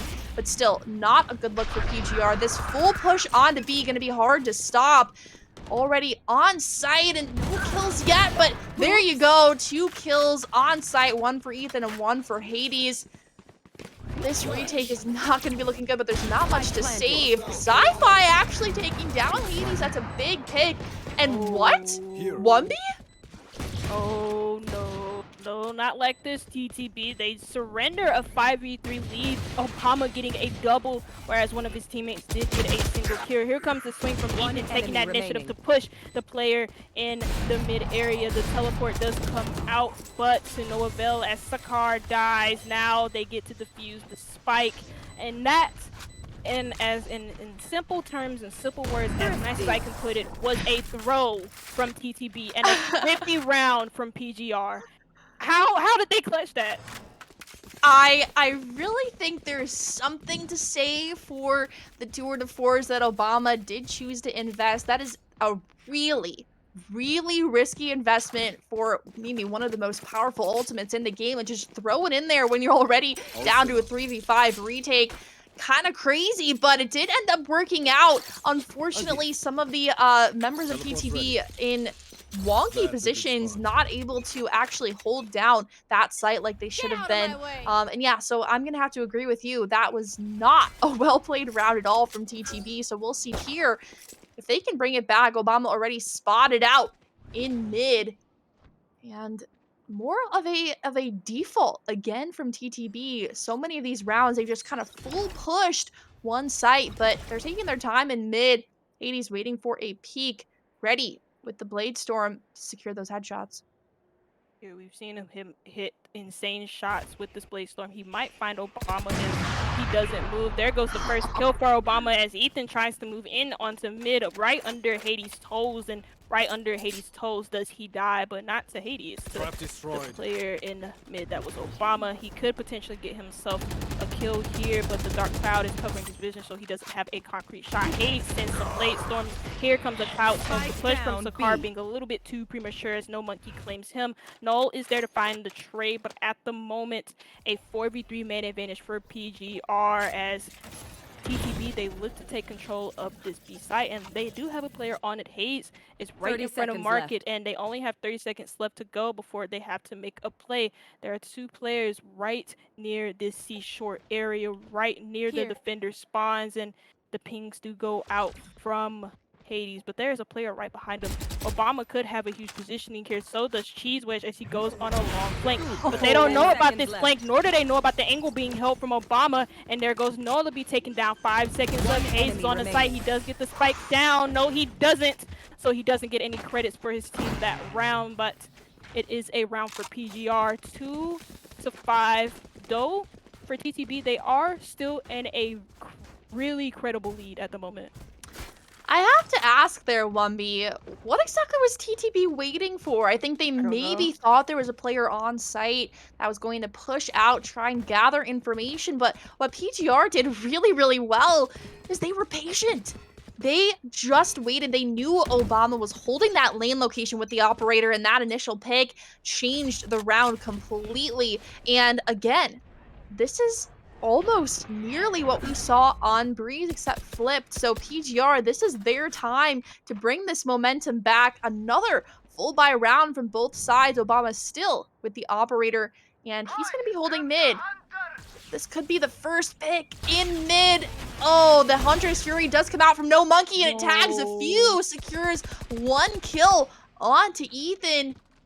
And their A-site commit maybe is noticed. At this point, Cheese Wedge holding from behind Dice. Obama with the operator fully rotating around now. And this is going to become even more dangerous by the second. Yeah, that was a huge Hunter's Fury onto the Wines area towards that A long area as another kill, this time for TTB. There goes the eventual trade, but Sakar is left lit up. Here comes another, this time for Hayes as they even out the man count. But they don't know about Hyphy's position in tree until they finally do kill him. So now we're at a 2v2. The flashbang in hand for Frost, but he gets shut down just as he draws it. But he does still flash body on Heaven. But we see a 1v2 for the side of TTB. Sakar is the hopeless player, the last hope for TTB to be able to claim this 6th round, and for PGR, this looks good for them. Shotgun comes out, but he gets psyched out from it. That was such good timing because Sakar was on such low HP. They didn't directly challenge him, played it smart, used their utility. That was a good shot dart from Monkey and a good closer as well. Ascent is certainly more of Sova's playground. You saw some crazy shock darts from Ethan earlier. Obama able to get that headhunter pick. That was a massive pick, knowing that he wasn't going to be able to short range operator. And then Sakar, 35 HP, 1 shock dart does 60 damage, I believe. So without even having to clear this side of hell, the shock dart's going to take care of it. And No Monkey getting that kill, giving their team that 3rd round. So finally, we see TTB suffering a little bit in terms of their economy. They have got light shields and a sheriff and heavy shields and a frenzy on a few of their players. Obama's still here with the operator now being smoked off. Is he going to be brave enough to swing through this and try and get one? And then snap his fingers and get away in time. Hades dashing onto site, but slowed by these trademarks. This could be disastrous. No Monkey with that first pick, but Ethan evens it out with a kill onto Lafayette. Tons of blood being shed. Obama's operator has yet to find one. The remaining 2 are in lane, and that was nearly a collat. Hades finds their way onto site, but the spike remains in lane. The headhunter has to do all the work here, and the reload not in favor of Hades at all. Look at this. 3 in a row, 4 in a row. We are getting there to 5. This is a massive comeback from PGR. And now we see a timeout for TTB, and rightly so. That was 4 rounds in a row. That B site push just not being the it push for them at all. They wanted to make it work. You have Hayes just rushing in into B, going straight through lane, tries to dash straight into the B site, gets caught on a trademark just as he was about to go in, and then you saw kills going either team's way until PGR just started to stack kills on top of kills on top of kills, and then TTB eventually being defeated, leaving Hayes in the 1v4, 1v5 situation. I'm not too sure. I think it was a 1v4 situation. No hope for him as he's being pushed from every single angle. It wasn't really a hot mess of a push. It was just more or less PGR just doing some really good counter strats, winning their gunfights when they needed to, and that's exactly how they won it. That's exactly how they won it round. I think another thing that PGR has switched up that is working in their favor is they're playing more of the patient game. They're kind of just holding, waiting for the push from TTB, knowing that the spike has to get planted. That is the goal of the attackers. They have to get onto site. They have to plant it in time. And Lefia's aggressiveness in those first 5 rounds was kind of detrimental. PGR was going in a man down, essentially. And after making that change, everything has been looking up. Already, that recon bolt has been shot down over on B. So at least there's a little bit of information that there's one player on B. But we are seeing more of a default. TTB has had this work in the past. So they are trying to do it again. Hades maybe spotted by that operator. I don't know if Obama exactly knows where Hades is. But now with that smoke, most certainly Obama's going to signal this presence. Further backing up with the operator in hand. Yeah, the swing from the Omen right behind Obama is going to be huge here, and there you go. He just got baited. Get baited, Hayes, and there you go. We see PGR with the early man advantage as this B site push. They were heavily dependent on Hayes to make a play through mid, and he couldn't because that teamwork from Obama and Lafio was just immaculate. Now you have Obama popping up, Lafio with the second. There goes Ethan finally with the trade for TTB, but it may be a bit too late. He had the Guardian in hand. That was a little, it wasn't really a janky buy, it was a full buy from the side of TTB, but he did have a Guardian to start off this round, and he trades it out for a rifle. Now we see a 2v4 situation. Again, Ethan with the most recent kill in order to make this a 2v4. The Owlbot drone scouting out a player in lane, but they don't see the player in mid, and there you go. Obama popping off yet again. Pops off the head of Ethan. There goes Frost, pops the head off of Sapphire, and it's a final for Obama Fortnite 69. Don't say that number ever again, 1B, because that's inappropriate. Anyways, it is a closer for Obama, and it is another round for PGR. Absolutely incredible. Something that I noticed there, Lafia maintaining 8 bullets in their chamber, hanging out in lane, getting spotted by the drone. They are baiting themselves for their team, and that is where you know the synergy is there for PGR. You have complete trust in your teammates that they are going to take the peak. They are going to kill the enemy before they can kill you, and that is a beautiful thing to tie us up at that 5-5. This full push on A is about to commence, and there we go. Cheese Wedge getting the spray down. Does in fact get 2. KO is on the ground. No one close enough to revive him, and yeah, I mean, PGR not afraid to get aggressive when they know they have the better guns. Yeah, just a A-site rush, full W key sprint into, you can't sprint on this game, but like full W key press into the A-site didn't work out. Cheese Wish just absolutely decimates that whole TTB roster, but now the change has to come into this last round because it's been 6 rounds in a row. It's been 6 rounds in a row where we've seen PGR roll over TTB and we haven't seen a good enough response. It's just been flawless rounds or damn near flawless rounds each and every single time, and again, no response from TTB, so the response has to come here as they prep for a B-side push. I was a little bit more nervous about this Odin in the hands of No Monkey, but they do end up dropping it for the Vandal after Obama getting the first pick with the operator again. Oh my god, what is this? Hades! Spider-Manning on the side, but No Monkey apparently ready for it. Enemy remaining. Operator doesn't do much as it does get taken down, but We are left with 1v4. The pinch from Cheese Wedge, the air knives end it. Ethan falling, and that's 7 Switching rounds sides. in a row. I don't know how many matches I've witnessed where it's blocked out like this. I mean, the first 5 rounds, and then something happened, and that 6th round just changed the game for PGR. Yeah, I don't know. I don't know what to say. 7 rounds in a row. That's the storyline that we're running with right now, and it's from PGR. Who else would you expect it to be? Their teamwork in those last 7 rounds have been immaculate. They've been baiting TTB into their line of sight, and TTB fall for it each and every time. What PGR did wrong in the 5 rounds in a row that we saw TTB win was they were playing way too aggressive. They were overextending, and what did they do to fix that for these last 7 rounds? They stopped doing that. They played a lot more patient. They're holding angles. They're baiting TTB into their line of sights, and TTB are not adjusting to this playstyle that PGR are forcing them to play. So now we have this issue from mid going out. It's a right-click headshot, but he gets immediately traded out by Ethan. So many openers, but Ethan gets a second into this round. 21 HP. I don't know what's going on in market. We are looking at that full rotate at this point from TTB, and Ethan pushing through. So brave. Still 21 HP, and Zi-Fi has a lot of work to do against now 2 players.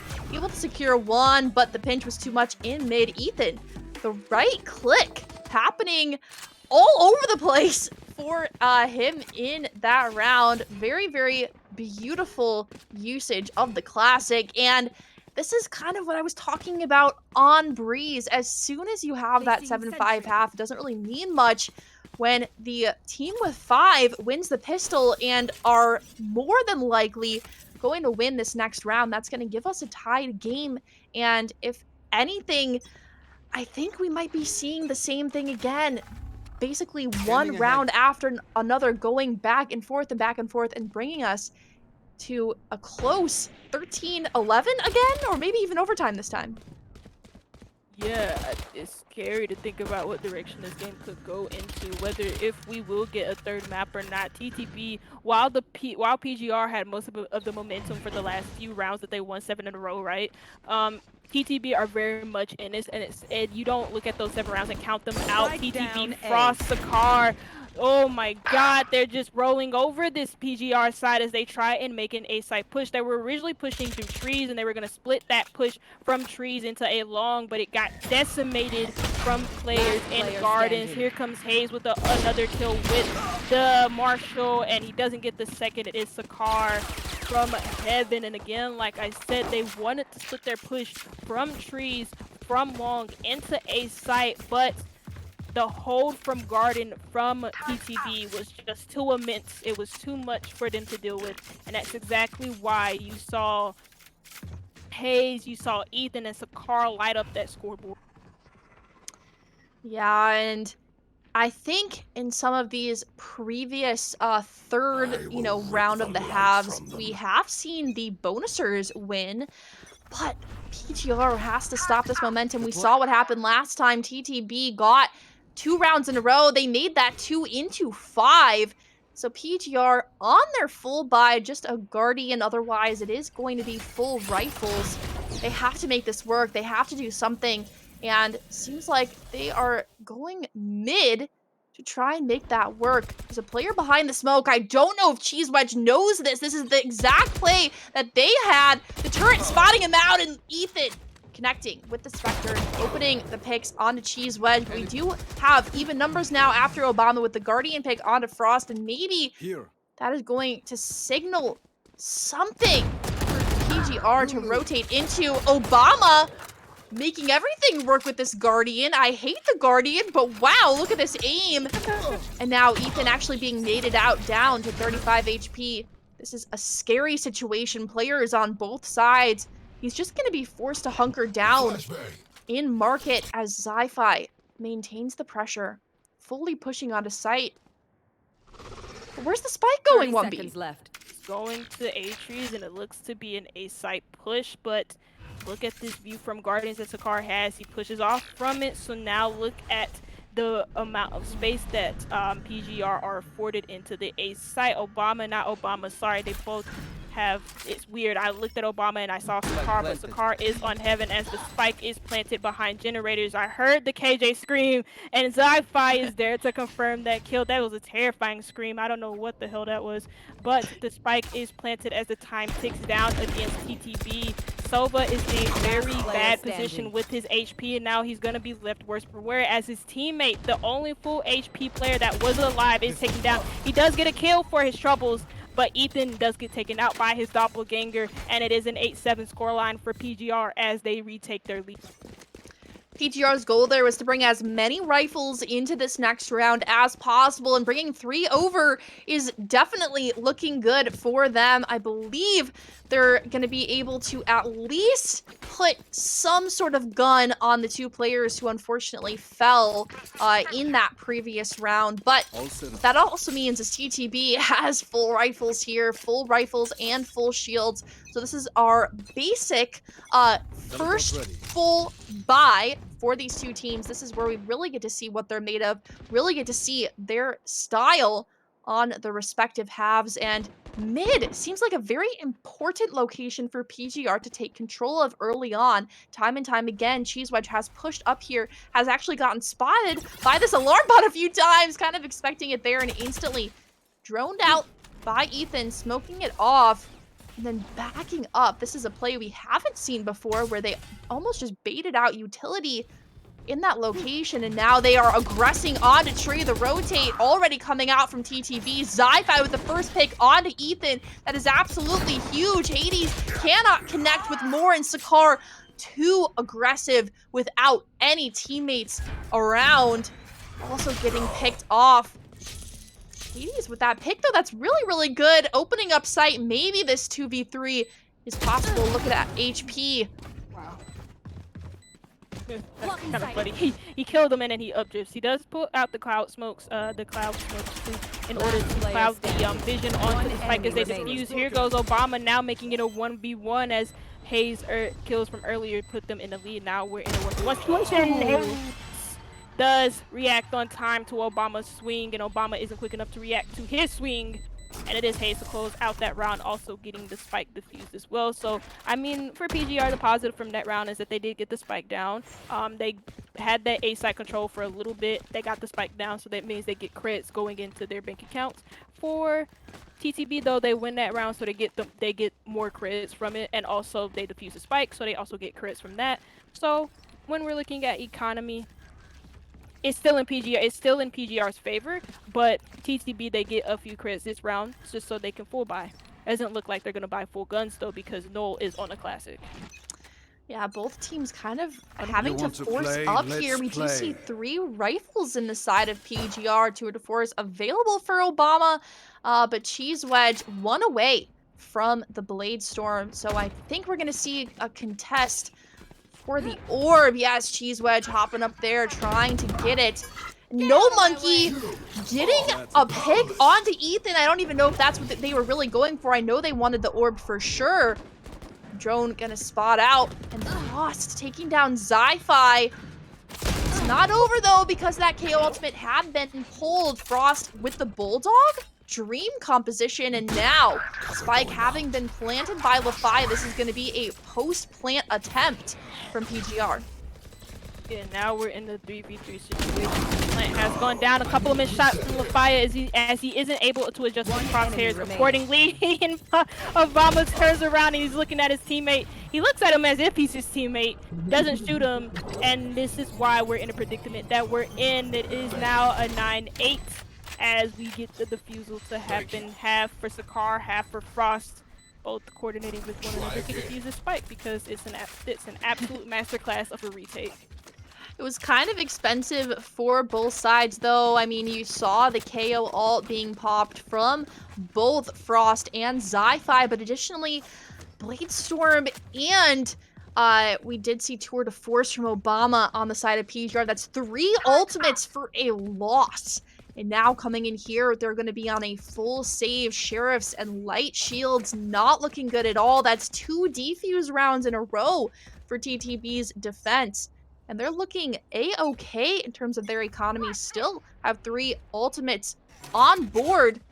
And this full stack over towards A. Don't know if they are really going to commit to it. Spike making its way maybe down catwalk. Don't know really where they're going to commit yet, though. Yeah, Revealing when you look at advantages for both of these teams, you would give the edge to TTB because they have rifles on the board. Hayes has the Blade Storm available if he wants to use it, and I would bet he'd use it over the Classic as kills do ring out for both teams. A 1-for-1 trade as we're still at an even man count with about a minute left to go. The Paranoias go out onto Heaven where the car is, and the Spike is going to go down in A, but there's nobody watching the not the trees. The trees rotate coming in from Knowles apart from that dark cloud that does cover his visions. And now the retake has to happen from PGR. The Blaze Storm does come out, but he runs out and has to switch to the Classic. That's funny. He lets his guy right in front of him. Sakar is going to fall. And now we're in a 4v3 with PGR in the lead. The Hunter's Fury comes out towards that A-long area. No Monkey with the Sheriff is still there. No kills coming from this Hunter's Fury neither, so it's a botched one from Ethan, but not to his dismay. He does find a kill, but he can't find another, can't find the last three, as it is a 9th round for PGR to tie it up. Not only did PGR win that, but they were able to steal the guns. It was a full save from them. So 3 players are going to have basically packed bank accounts at this point. I think we're going to see a full buy from TTB. They are doing okay in the economy department, but this is going to be their last full buy available to them without a win or a few wins in a row. Yeah, that Hunter's Fury just unfortunate. It could not do a little bit more. You see 3 players on PGR were low HP. Ethan just could not land even a sprayed shot to knock them out. I did notice a little bit of a mistake, though, from PGR. We saw Lafaya picking up that first dropped gun, and then Lafaya planted the spike and kind of hunkered down behind Generator. Generally, when the rest of your team has pistols and not great guns and you have the rifle, that's the hero buy, right? Like you've earned that gun and now you have to kind of use it, get aggressive and get more picks. Luckily for PGR, did work out in their favor, and that timeout hopefully is gonna allow them to continue this momentum and get a 2nd round in a row.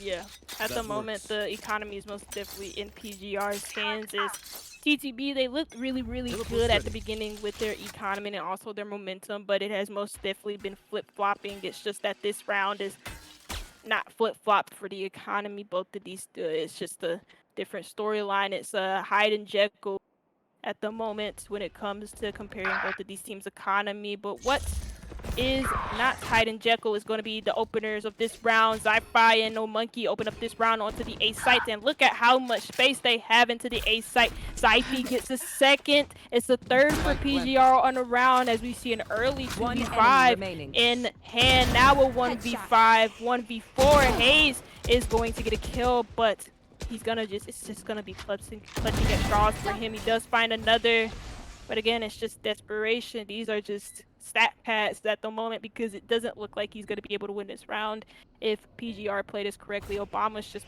really patient, and so is Cheese Wedge as he just waited for Hayes. Yeah, I thought it could have been a little bit scary there. PGR seemed to be giving those 1v1 battles to Hades, but as I mentioned previously, it was a must-win for TTB. They're not going to have enough funds to full buy again.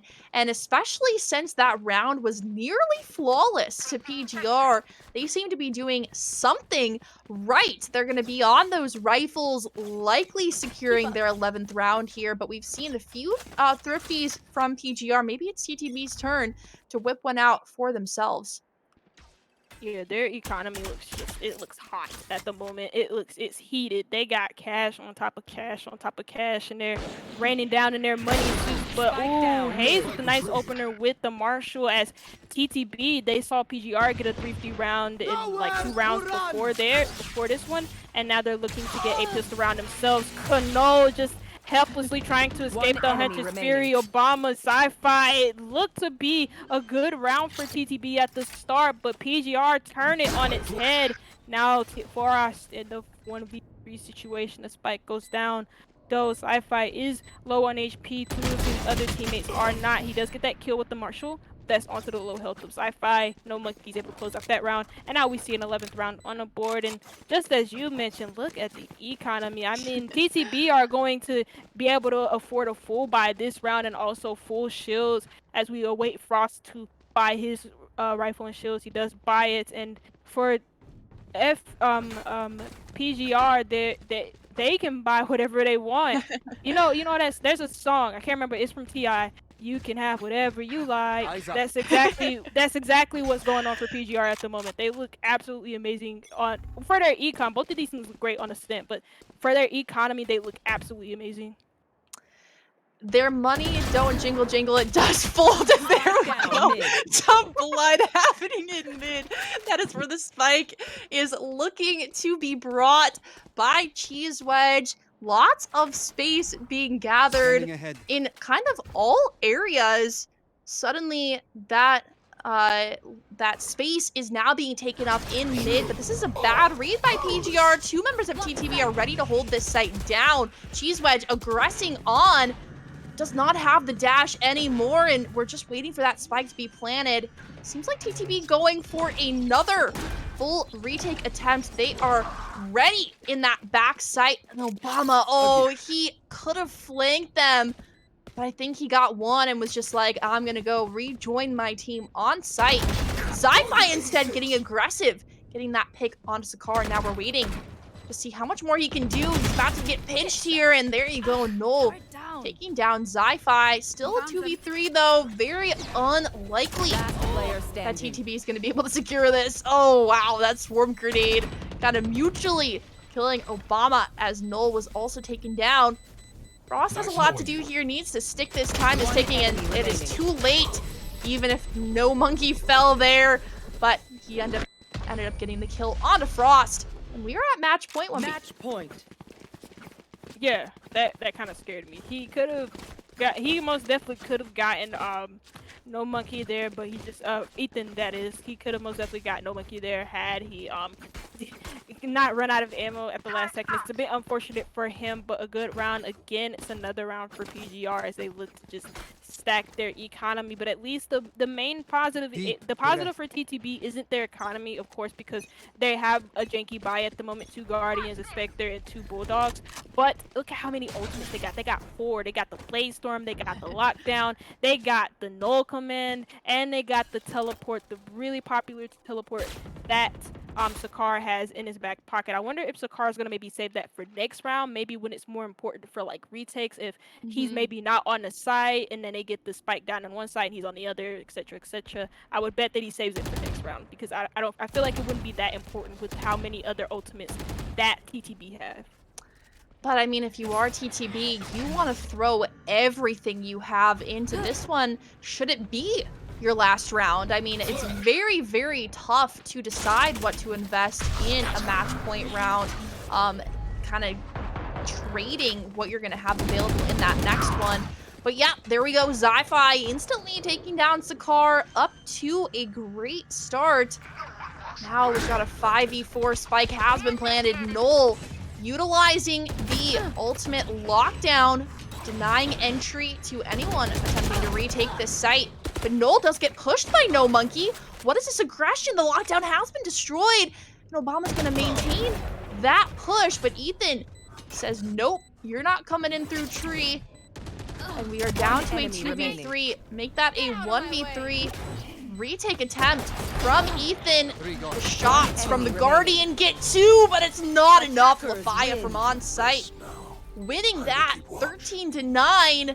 Exactly as I predicted. 1B, another close score line, but PGR does do it. Yeah, I felt like their performance on the Ascent was a lot better than it was on the Breeze. It felt a lot more concrete, especially when they switched on their attack and after they got like 7 rounds in a row. Yes, the scoreline was very close, but I felt like they were it was more definite that they were the better team on Ascent. So what do you think? You've talked briefly, Wumby, about the fact that they had the slow start, and when they paired back the aggression, that's what turned it around for them. Do you think that TTB was able? Do you think they were able to read that was the way PGR was playing, and then adapt their own playstyle? Or you think they were just still playing into it, and then PGR was just saying, "Okay, if you want to keep playing the same playstyle, we'll adapt to you and we'll beat you with experience." It was a mix of them adapting, but also not really changing that much neither, because we saw them lose rounds based off of them being way too over aggressive. Especially there were a lot of rounds in their defenses where I noticed that they played really heavily into mid. They were trying to copy what PGR did on their defenses on mid, and then it never really worked out for them. It didn't translate into round wins as we saw a lot of the times. But I mean, I felt like there are a lot of times where they did have a lot of good adjustment on their defenses, because they did have a couple of defensive rounds. I mean, they won some of them. That's why they had like 9 rounds. At least they had like 4 rounds in their defenses, 5 rounds in their attacks, which isn't bad at all, especially when you're going up against such a strong team in VRS Valorant. I mean, yeah. Indeed. So good signs for TTB going forward. But let's go back to PGR. They are the winners today. Clean 2-0. Jojo, you were bang on the money. And I think we talked before the map about Cheese Wedge, about Obama Fortnite, but someone we didn't really talk about was Zi-Fi. Came in, played KO on both maps here. The third returning player for the team, and my goodness, they had an absolute blinder on Ascent. Oh, absolutely. And I also was not really expecting them to kind of pop off like they had. Just simply looking at the stats from last split, we had Cheese Wedge with 192 kills, Obama with 187, and Zi-Fi kind of close with 148. But top fragging on a map like Ascent, when you've got all of these duelists who maybe have a kit that's better utilized for getting those kills, Zi-Fi making it work. Very, very, very impressive. Not surprised at all that PGR wanted to bring them back for this summer split. And 27-17. I mean, that's just something to be proud of on any map. But also something I would like to point out on the other side for TTB, Ethan, 24-19, top fragging for his team. That is the substitute. I mean, maybe it took him a little bit to get warmed up on Breeze, but coming into Ascent, absolutely popping off, having some crazy Sova plays. Certainly a player I would like to see come back for TTB in later matchups. I know they haven't really played together, but it did seem like he fit in well with the team. Indeed. And just talking about, to follow on that theme of players starting for their team, Wumby, if you were to pick a player of the match from either side, who would you be electing for? It's hard. I felt like everybody played really well, although there were some people pay attention a lot when they're watching like competitive esports and FPS titles in particular. They pay attention to like the KD and stuff like that. And yes, we did have a few negative like KDs in here, but almost every single one of these players did their jobs on their respective roles. There were not a lot of complaints that I could single out in particular about one player when it came to how they use their utility and if they used it effectively or not. But if I had to pick one player in particular, I feel like I have to pick Obama Fortnite. He performed extremely well on Breeze, and then he carried that over to Ascent. Yes, Sci-Fi was at the top of the leaderboard, but Obama was consistently getting really impactful frags, really impactful 2Ks, sometimes even 3Ks with the Tour de Force and the Operator as well. It was like, they're both the same type of gun, but he was just switching them out for fun. He was just having so much fun on Chamber Ascent. It felt like I was watching him. Like these players are not like, this isn't like a hit to them, but it felt like he was having fun on like a rated match. This game wasn't like a rated match whatsoever, but he was playing like it. It was like every single time he had the Tour de Force or the Operator, you expected him to have some of the most impactful kills and rounds, like hands down. Yeah, definitely one to watch going forward in the season. Jojo, final thoughts on this match? Yeah, final thoughts. I think these close score lines kind of bode true for, our upcoming weeks. I think we're going to have a lot of close matches, a lot of 13-11 score lines, overtime score lines. It's very clear that the competition is high coming into this split. And I am just recommending that all of you watching are going to stay tuned for those upcoming weeks. We're going to keep an eye on both Group A and Group B, and of course, those quarterfinal, semis, and final matchups throughout the summer. So that's going to be really, really exciting. And GG's to both our teams today. This is, of course, our group stage. Neither one is out or is going to make it into finals guaranteed. So there's a lot of storyline to continue in those next weeks. So yeah, be sure to stick around. Indeed. So if you want to find out more about what Victoris is offering, but scroll down below the stream, the whole list of socials available for you there. But tonight, that will be it for us on this particular stream. We are going to host the other game going on at the moment on the Victoris GG channel. CDU versus LCE is going to Game 3. But folks, if you like more Valorant, there'll be more tomorrow. There'll be more for the next few weeks going forward. Don't miss out. Thank you and good night.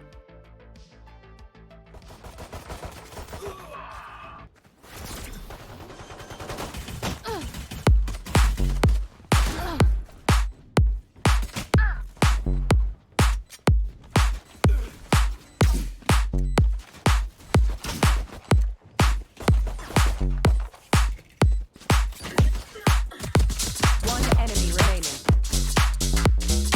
Last player standing.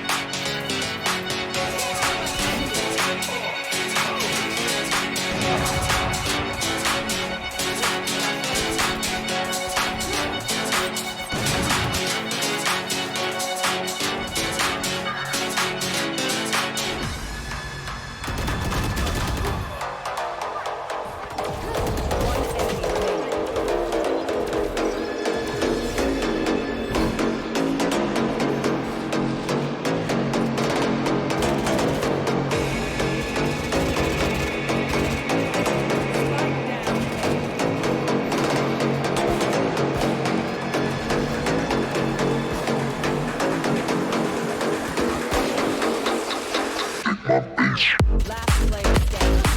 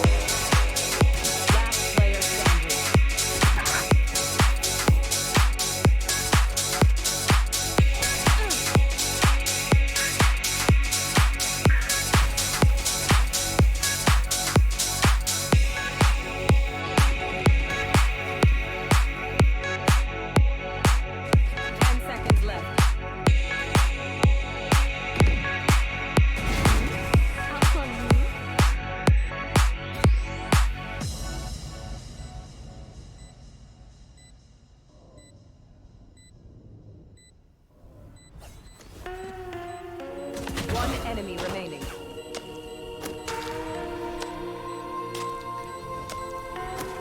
Revealing area. Concentrate, Sova.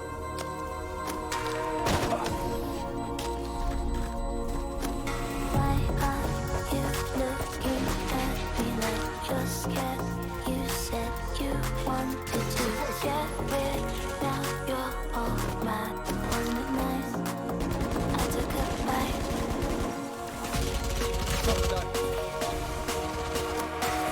Last player standing.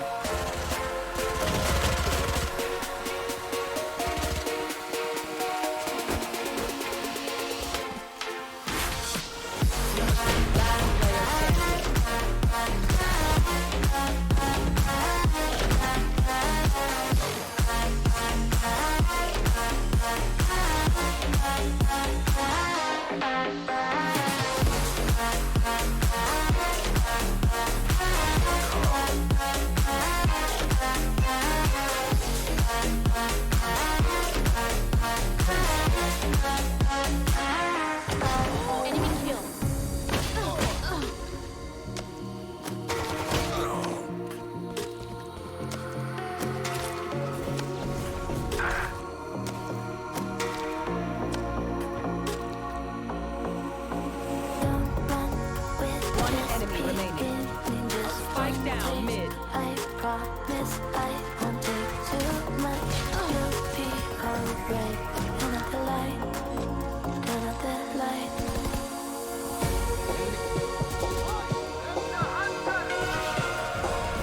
One enemy remaining.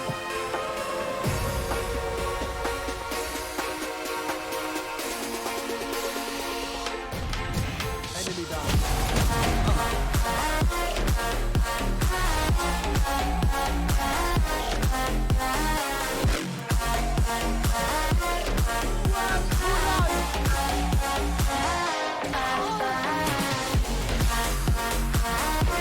One enemy remaining.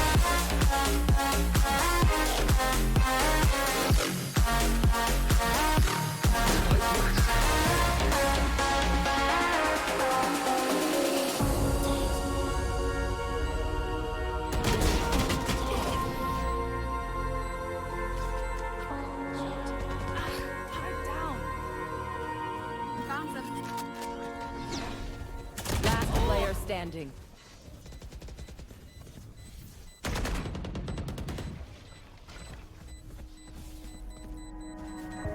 Nice knowing you. One enemy remaining.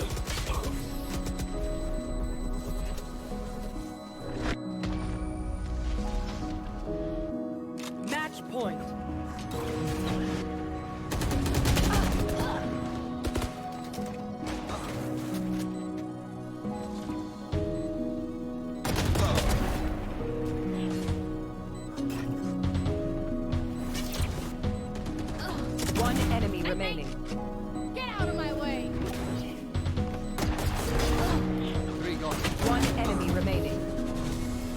Attackers win.